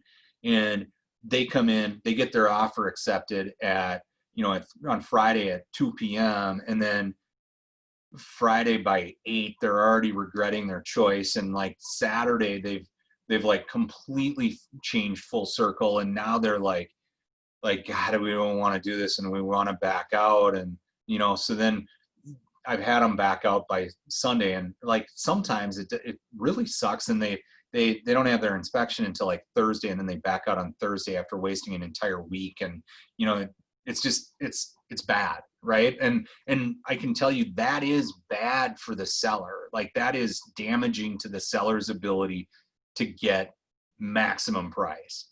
And when that happens, like they lose. So if you're posed with that in the future, that would be something that you can counter back with that, that allows you to respond to that offer and give them the terms that you would be willing to accept it. And like I say, like the non-refundable earnest money and no contingency, like that to me is a big thing. And if they're willing to step up and do that, then yeah, I mean, we'll take it off the market and stop everything else. But if there's any chance they're backing out, like I'm just not doing it. And I'm not letting my seller, I'm not going to advise my sellers to do it, right? Could I ask, is the earnest money a percentage or a fixed dollar amount that's in your mind, or what, like 10 grand or? Yeah, we typically say like 1% of the purchase price. Yep. And I'd say it like really depends on the price point, like up to 300,000. I don't know. Most of the time I'm getting like $1,000, maybe 1,500, maybe up to 1%, but it needs to be like $1,000. If like in a true first-time home buyer price point, anything more than $1,000 is, that just gets to be a lot for some first-time home buyers. So, whatever it is, for whatever the property it is, I want to make it enough that the people are serious about not losing that money. And if that's get like, in the game. Yeah. And like, if they're an all cash buyer, I want to see 20 grand, like I want to, like, if they're going to back out, it's got to hurt. And like to a cash buyer, like $1,000, like whatever, that's the cost of doing an inspection or something, with a radon test. So like, I'm going to make it make sense. What was I thinking about with that? One other thing. So if you're in that scenario, Maureen, you can say,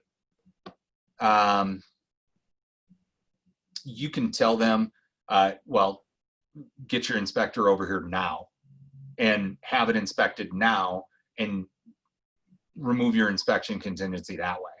Like literally have it done before I sign paperwork, because I'm not going to sign we're not going to sign paperwork until you've had your inspection. Okay, or I didn't know you could do that. And he put 30% down, $5,000 non-refundable earnest money. It was over asking for, like, I was getting all these things, but the house was built in 1988 and we had an inspection contingency. And what I was so fearful of is I had 24 more showings scheduled for the weekend Yeah. that we canceled. And then I'm riding on this 10-day inspection contingency. And I thought, oh my gosh, I'm terrified that this could go south. And I've just lost all those showings and the open houses because we accepted the offer. For sure. And like what you stand to lose there is the open house traffic and the potential exposure in the future business, right? Like that's what you stand to lose. And like that hurts. And yet for me, what really hurts is the idea that, you know what, if you lose all that momentum and put it back on the market, the momentum will not be the same the next time you put it on the market. It won't be. And when you do that, how much does the seller stand to lose? And that's the part that like really got me to get to this point where I'm like I create these kind of rules, and it's because I feel so strongly that we want to make sure that we don't damage their ability to get the most they can. And you know what, like if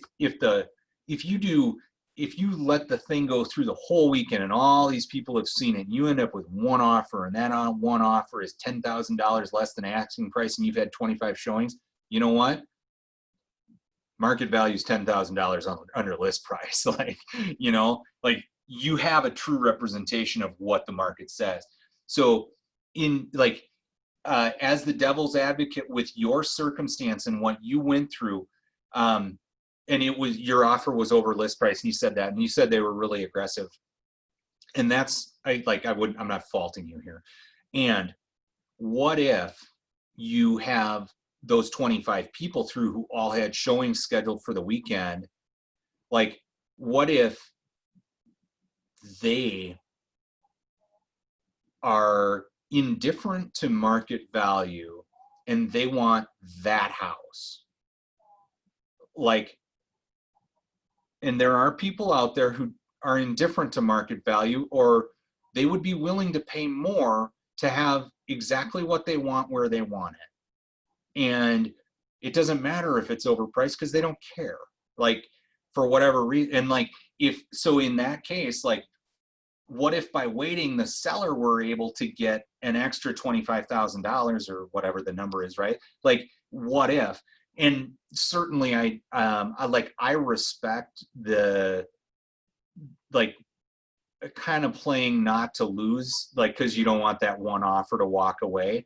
And I would make sure that if you do that, like we said, you just set it up so that they're like, they're in like a no lose situation. And like, at least with non-refundable earnest money, if the buyer did end up backing out or whatever, like, as long as you've got that non-refundable earnest money, at least your seller's ahead that. So, and that happened. Actually, I just had one canceled, and people walked away from $3,000 in non-refundable earnest money. And it's funny because as like, we had increased it from 1,000 to 3,000 to extend the contract so they'd get their, so that they had time to close, and then they didn't end up closing.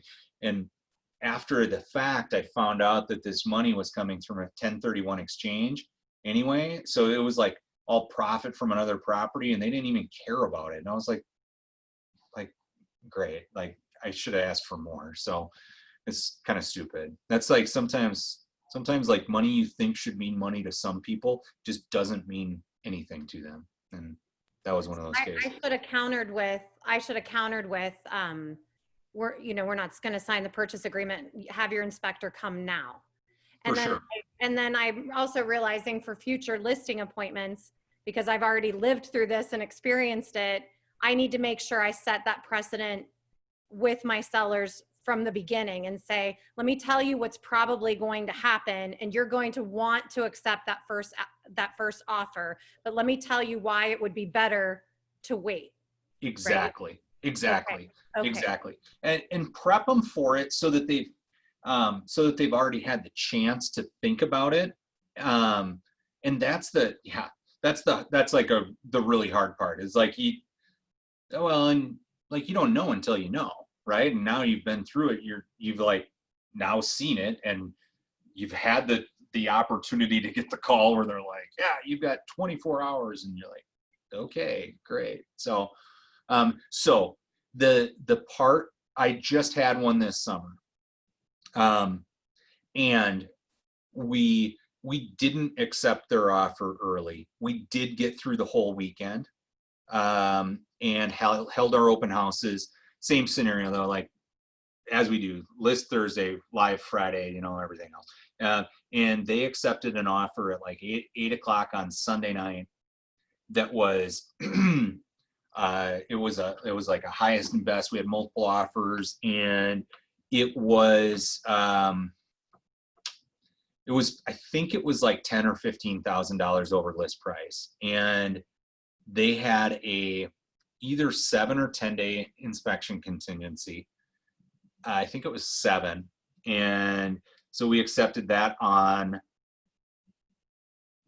Sunday night. And then on Tuesday, and the buyers, their thing was they had to buy a house in Scenic Heights Elementary because they had to have their kid enrolled because their kid's special, and they had to have their kid enrolled at Scenic Heights Elementary. And this was the first house that had come on that they actually had a chance to buy that was under, you know, 400,000 or whatever. Like everything about this was perfect for them.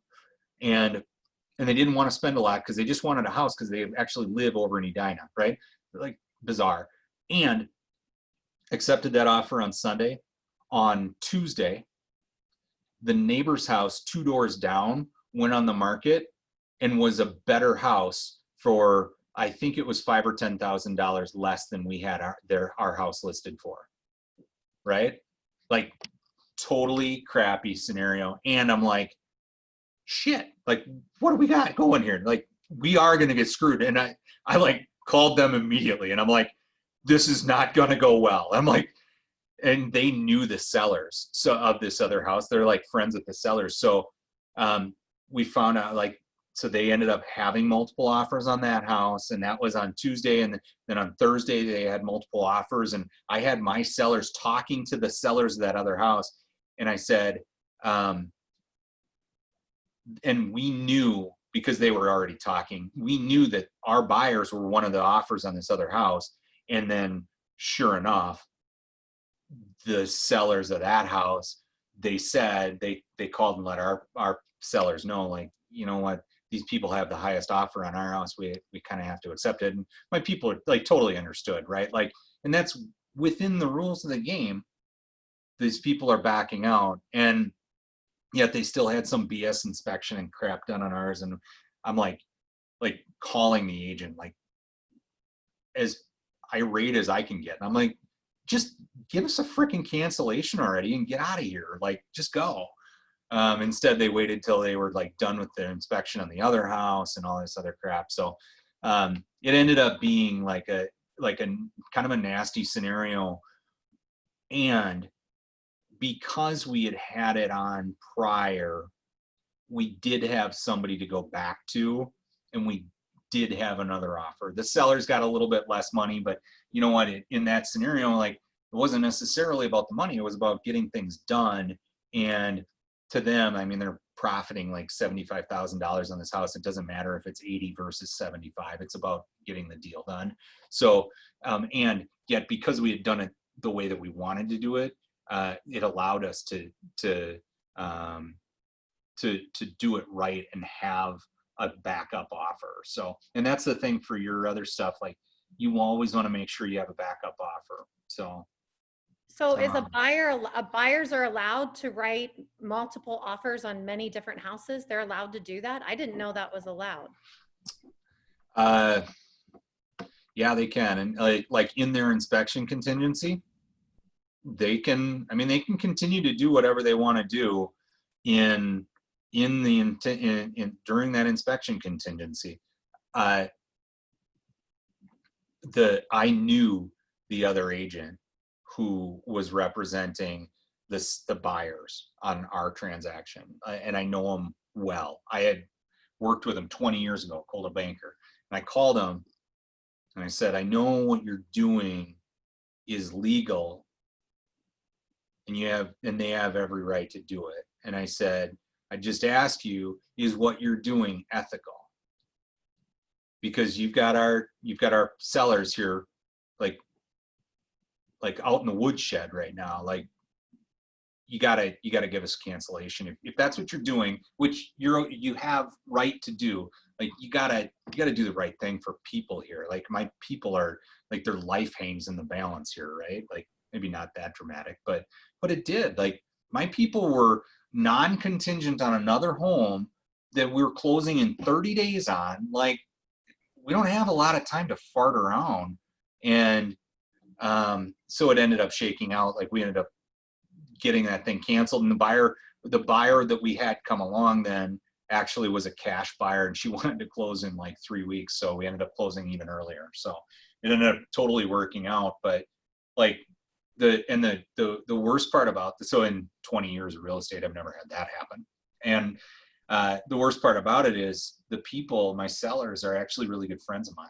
And like, to like walk them through that scenario, like, they're just like, it's like a gut-wrenching scenario, and yet they're super good friends of mine and like the nicest people in the world. And I was super pissed at this other agent because this thing had happened, and they were like way more hunky-dory about it, and like just way more accepting. And I don't know, I mean, it was interesting to go through it with friends through that scenario. So, but with the scarcity in the market right now, if we're showing buyers around, they are allowed to write offers on more than one house? Or would you not recommend that? I guess because I've not been dealing with a lot of that yet. I have not had to try to win in multiple offers. My only experience so far has been a listing and then a new construction agreement, which was super easy. yeah, right. I'm like, oh, I'll steer all my buyers to new construction. That's the easiest sale ever. Right. But I haven't had to go around yet and try to win with buyers and with the scarcity in the market. So I didn't know, are you allowed? Is it ethical to make offers on more than one house? I'd say probably not.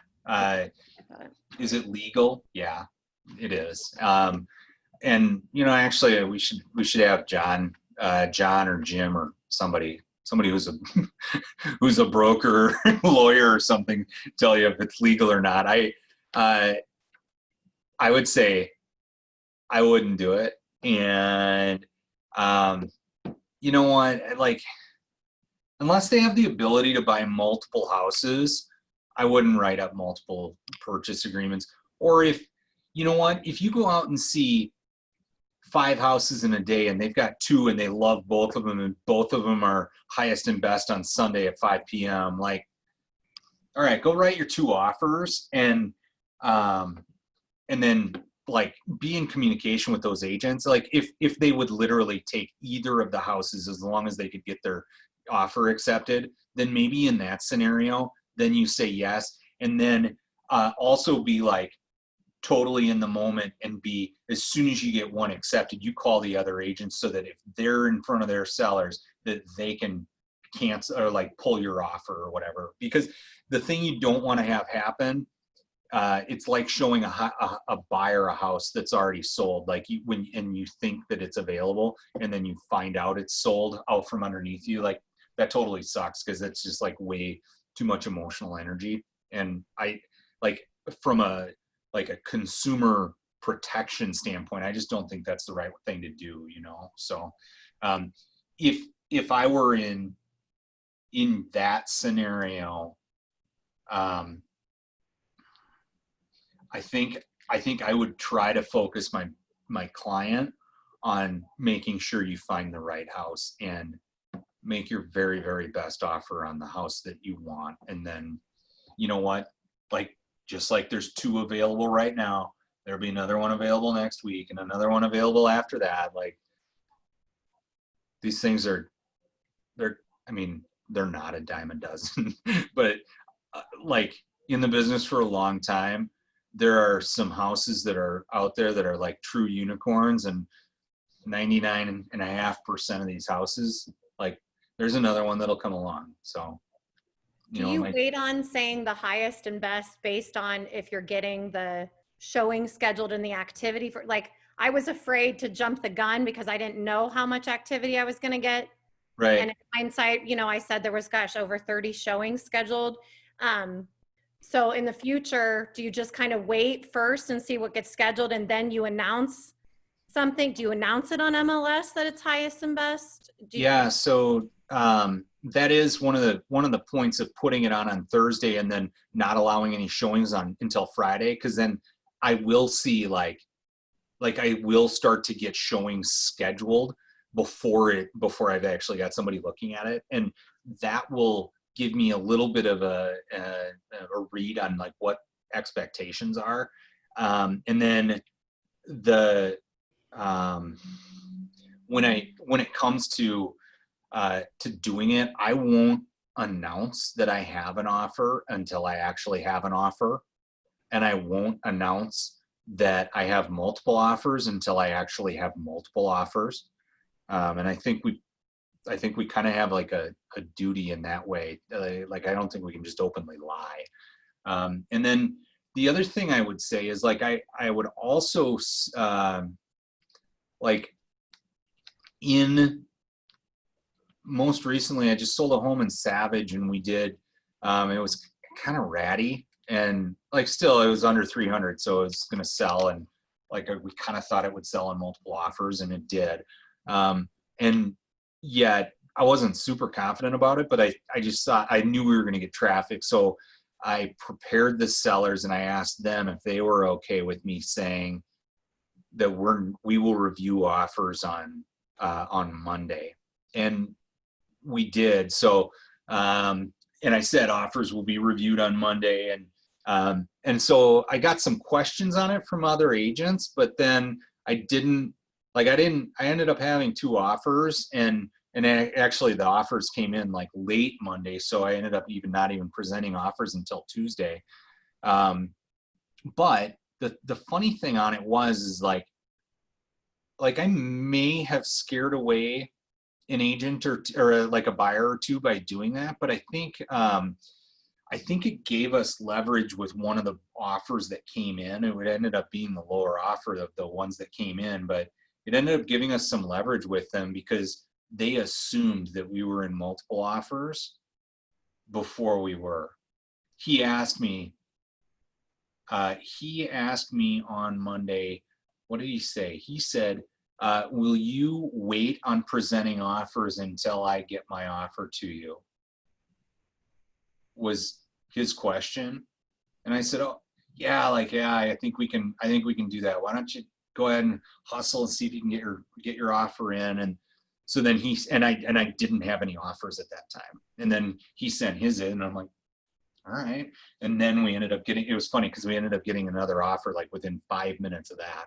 But like, because he asked the wrong question, I wasn't put in a position to lie. I gave him the answer to the question that he asked.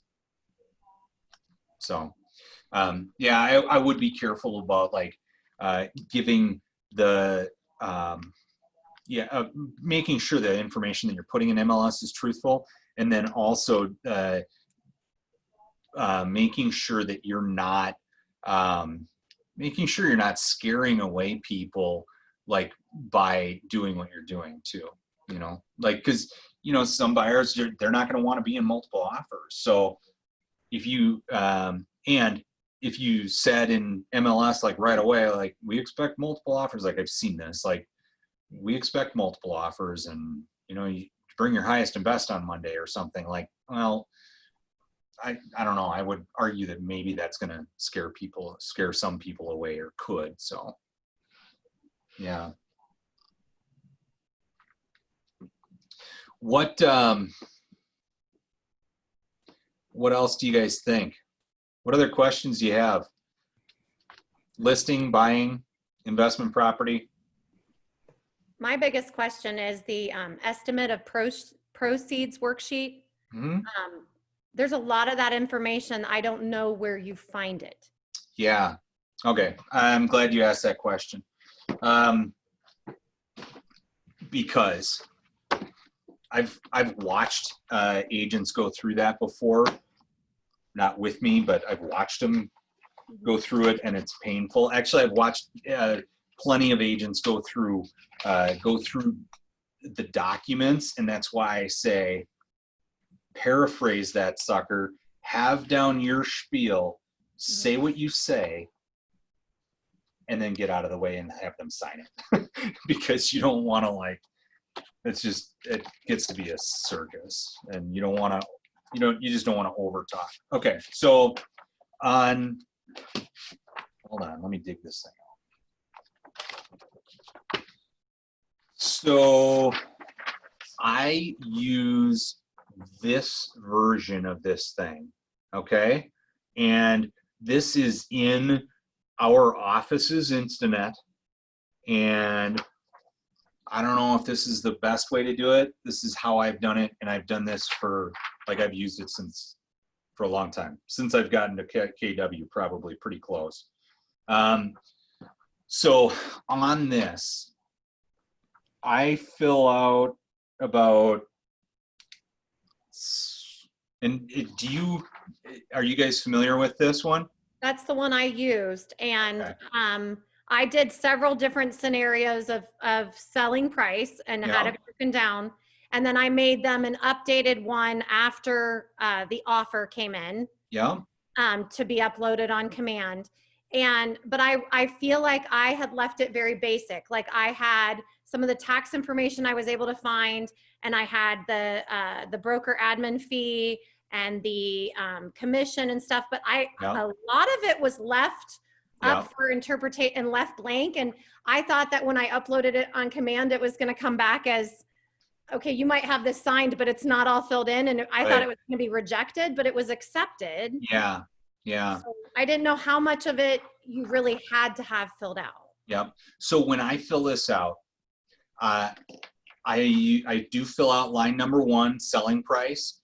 I almost never put in their mortgage information. Almost never. Okay. Like on number 2 or any interest or anything like that. I'm not a doctor here, or a mathematician. I'm going to keep this thing simple. I do fill out line number 6, $50 mortgage payoff fee, courier fee, sorry. Line number 13, special assessment search, is on every transaction. Always done, $30. Okay. Then I go down to number 16, the brokerage fee, and I do a simple calculation of the sale price times 6%, and that's the number that I put in for the brokerage fee. I don't include the $349 or $399 that's on there. I don't include that there. I put in $275 for the closing services fee on line number 17. Line 8.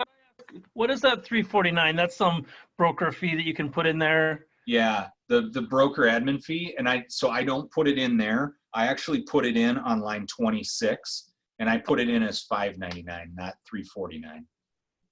Okay. I'll explain that. Okay. All right. I'll explain that when we get there. So again, the closing services fee I put in at $275.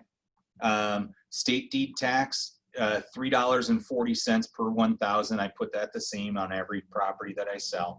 Updating the abstract, I always put $275 in that field. Recording fee of $100. I put $100 in that line on line number 20. Then I skip down to line 24 and I put $10 in for the conservation fee. I don't put anything in on line 25 for real estate commission, and line 26 I put in $599 for the broker admin fee, and I don't detail out what that is.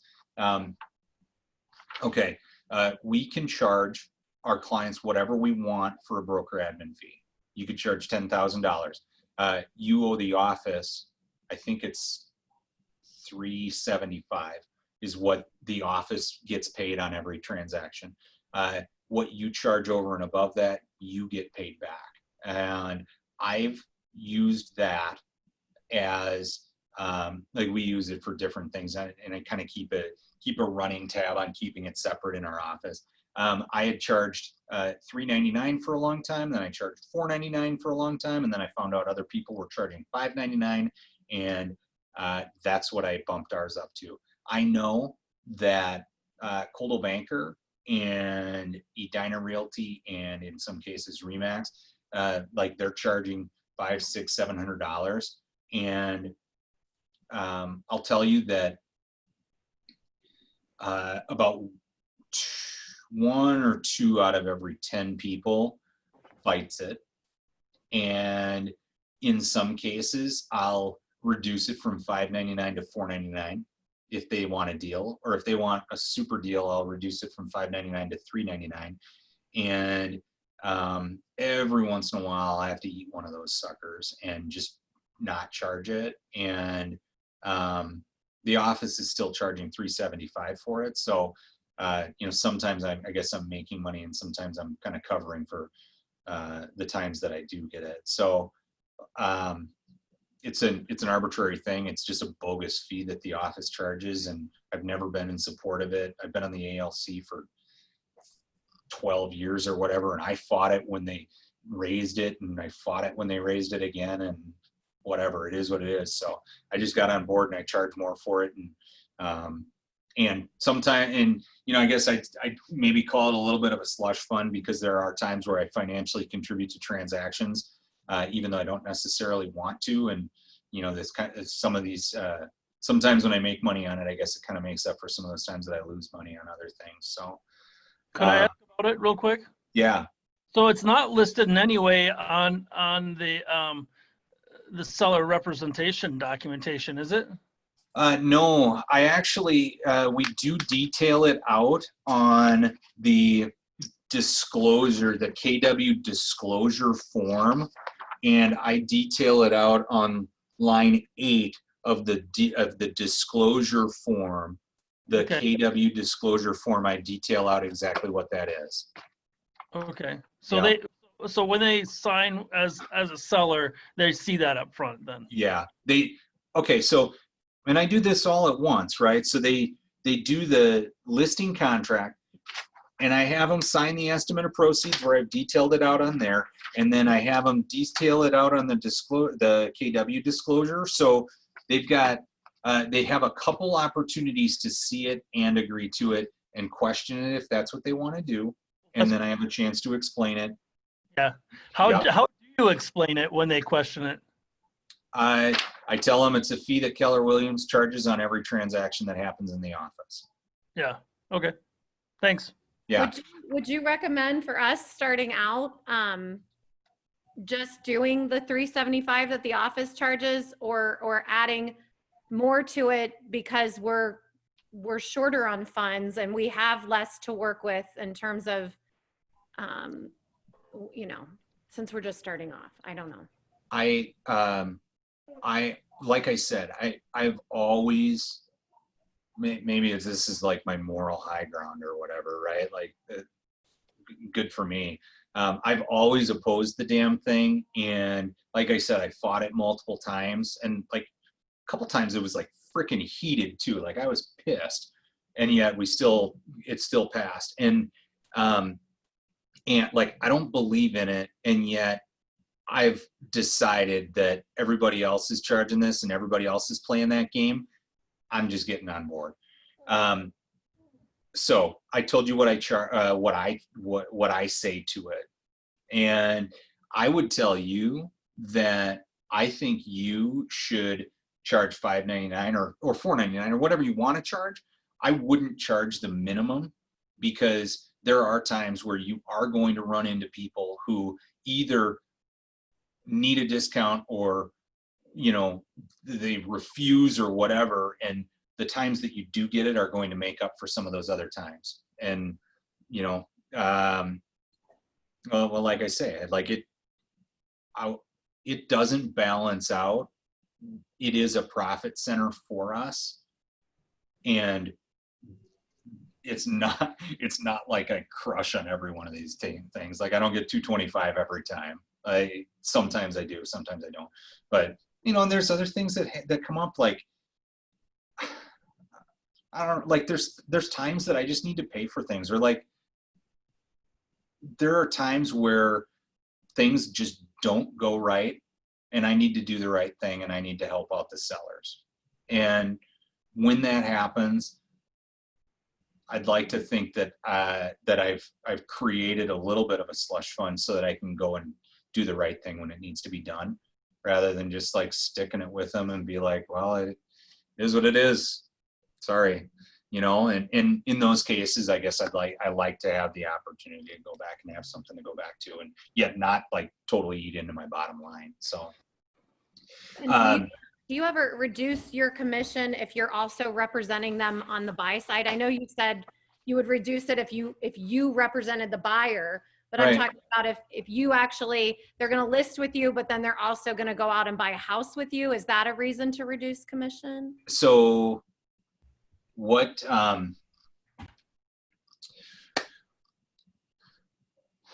yes, occasionally.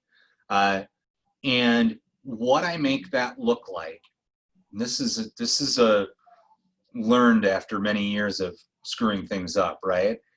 Because what you end up having is you end up giving them a discount on the listing commission, because that's the commission that they pay for, right?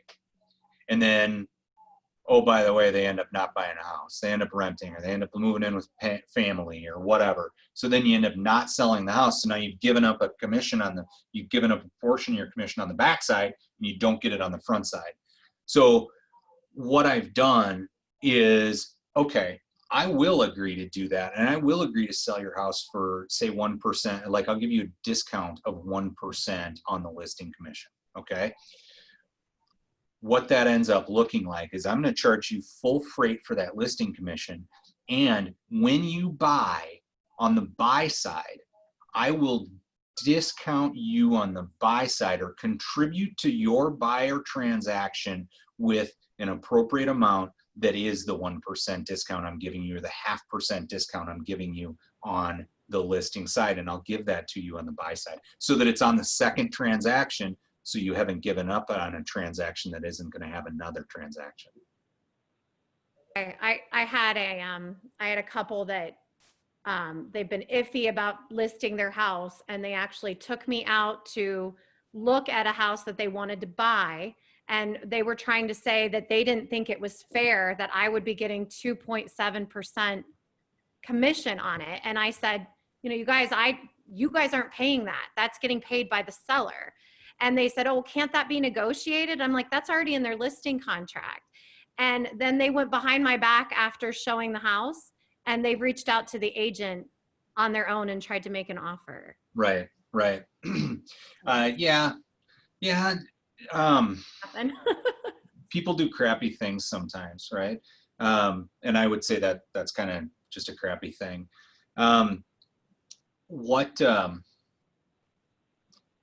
And I have, like, especially in a circumstance like that, and you don't make it your like a pillar of your business to discount stuff and like give up money all the time.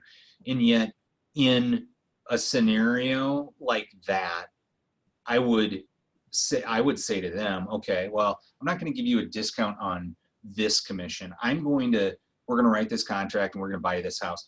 And what I'll do is I'll discount the commission on the house you're selling, and I'll discount that by 1% or 0.5% or 1.5% or whatever, you know, like whatever it takes to trip their trigger, do that. And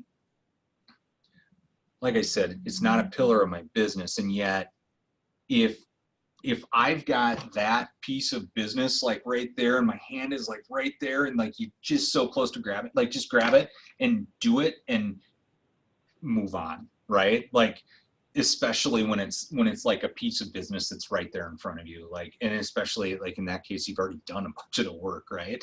So like just do it and move on. I actually had that. I had like very similar circumstance earlier this year, and same deal. Like, they ended up, you know, and it's like a $550,000 house they're looking at, and you know, and like they've got a house to sell that's 300 that'll sell in a heartbeat, and so they end up going to the listing agent. He cut his commission by like a whole bunch to get it all done, and then listed there, like a whole bunch. And, you know, like in the end, at first I was really pissed at him. And then I was like, you know, yeah, no, I get it. Like sometimes when it's simple, like don't let your own wallet get in the way. Just jump in and do the deal. And you know what, if you do a good job for them, maybe they'll send you something else or send you, like, refer you another piece of business. And actually that was something I was thinking about before when we were talking about, you know, discounts or that type of thing. I have bargained with people in the past and I've said, I will give you a 5 or a 0.5% discount on listing your home if you can refer me another piece of business during the time that, like, between now and when we sell your house. Do you think you could refer me a piece of business during that time?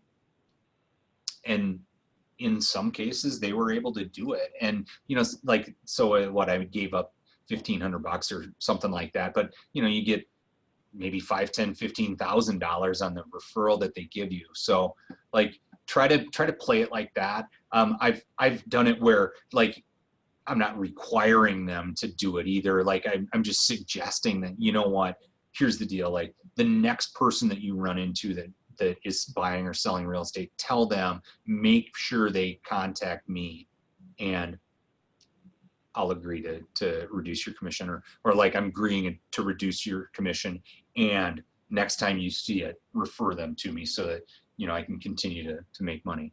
So yeah. All right, guys, I got to roll. I got to be in Edina in 25 minutes. So thank you so much. Thank you for your time. Thank you. Yeah, absolutely. Yeah, Good luck, guys. Thank Make you. sure It you was contact. great. Thank you. Yeah, absolutely. Contact me if you guys ever need anything. Okay. Thank you so much. Thank Yep. you. Thanks. Bye-bye. Appreciate it. Bye. Bye-bye.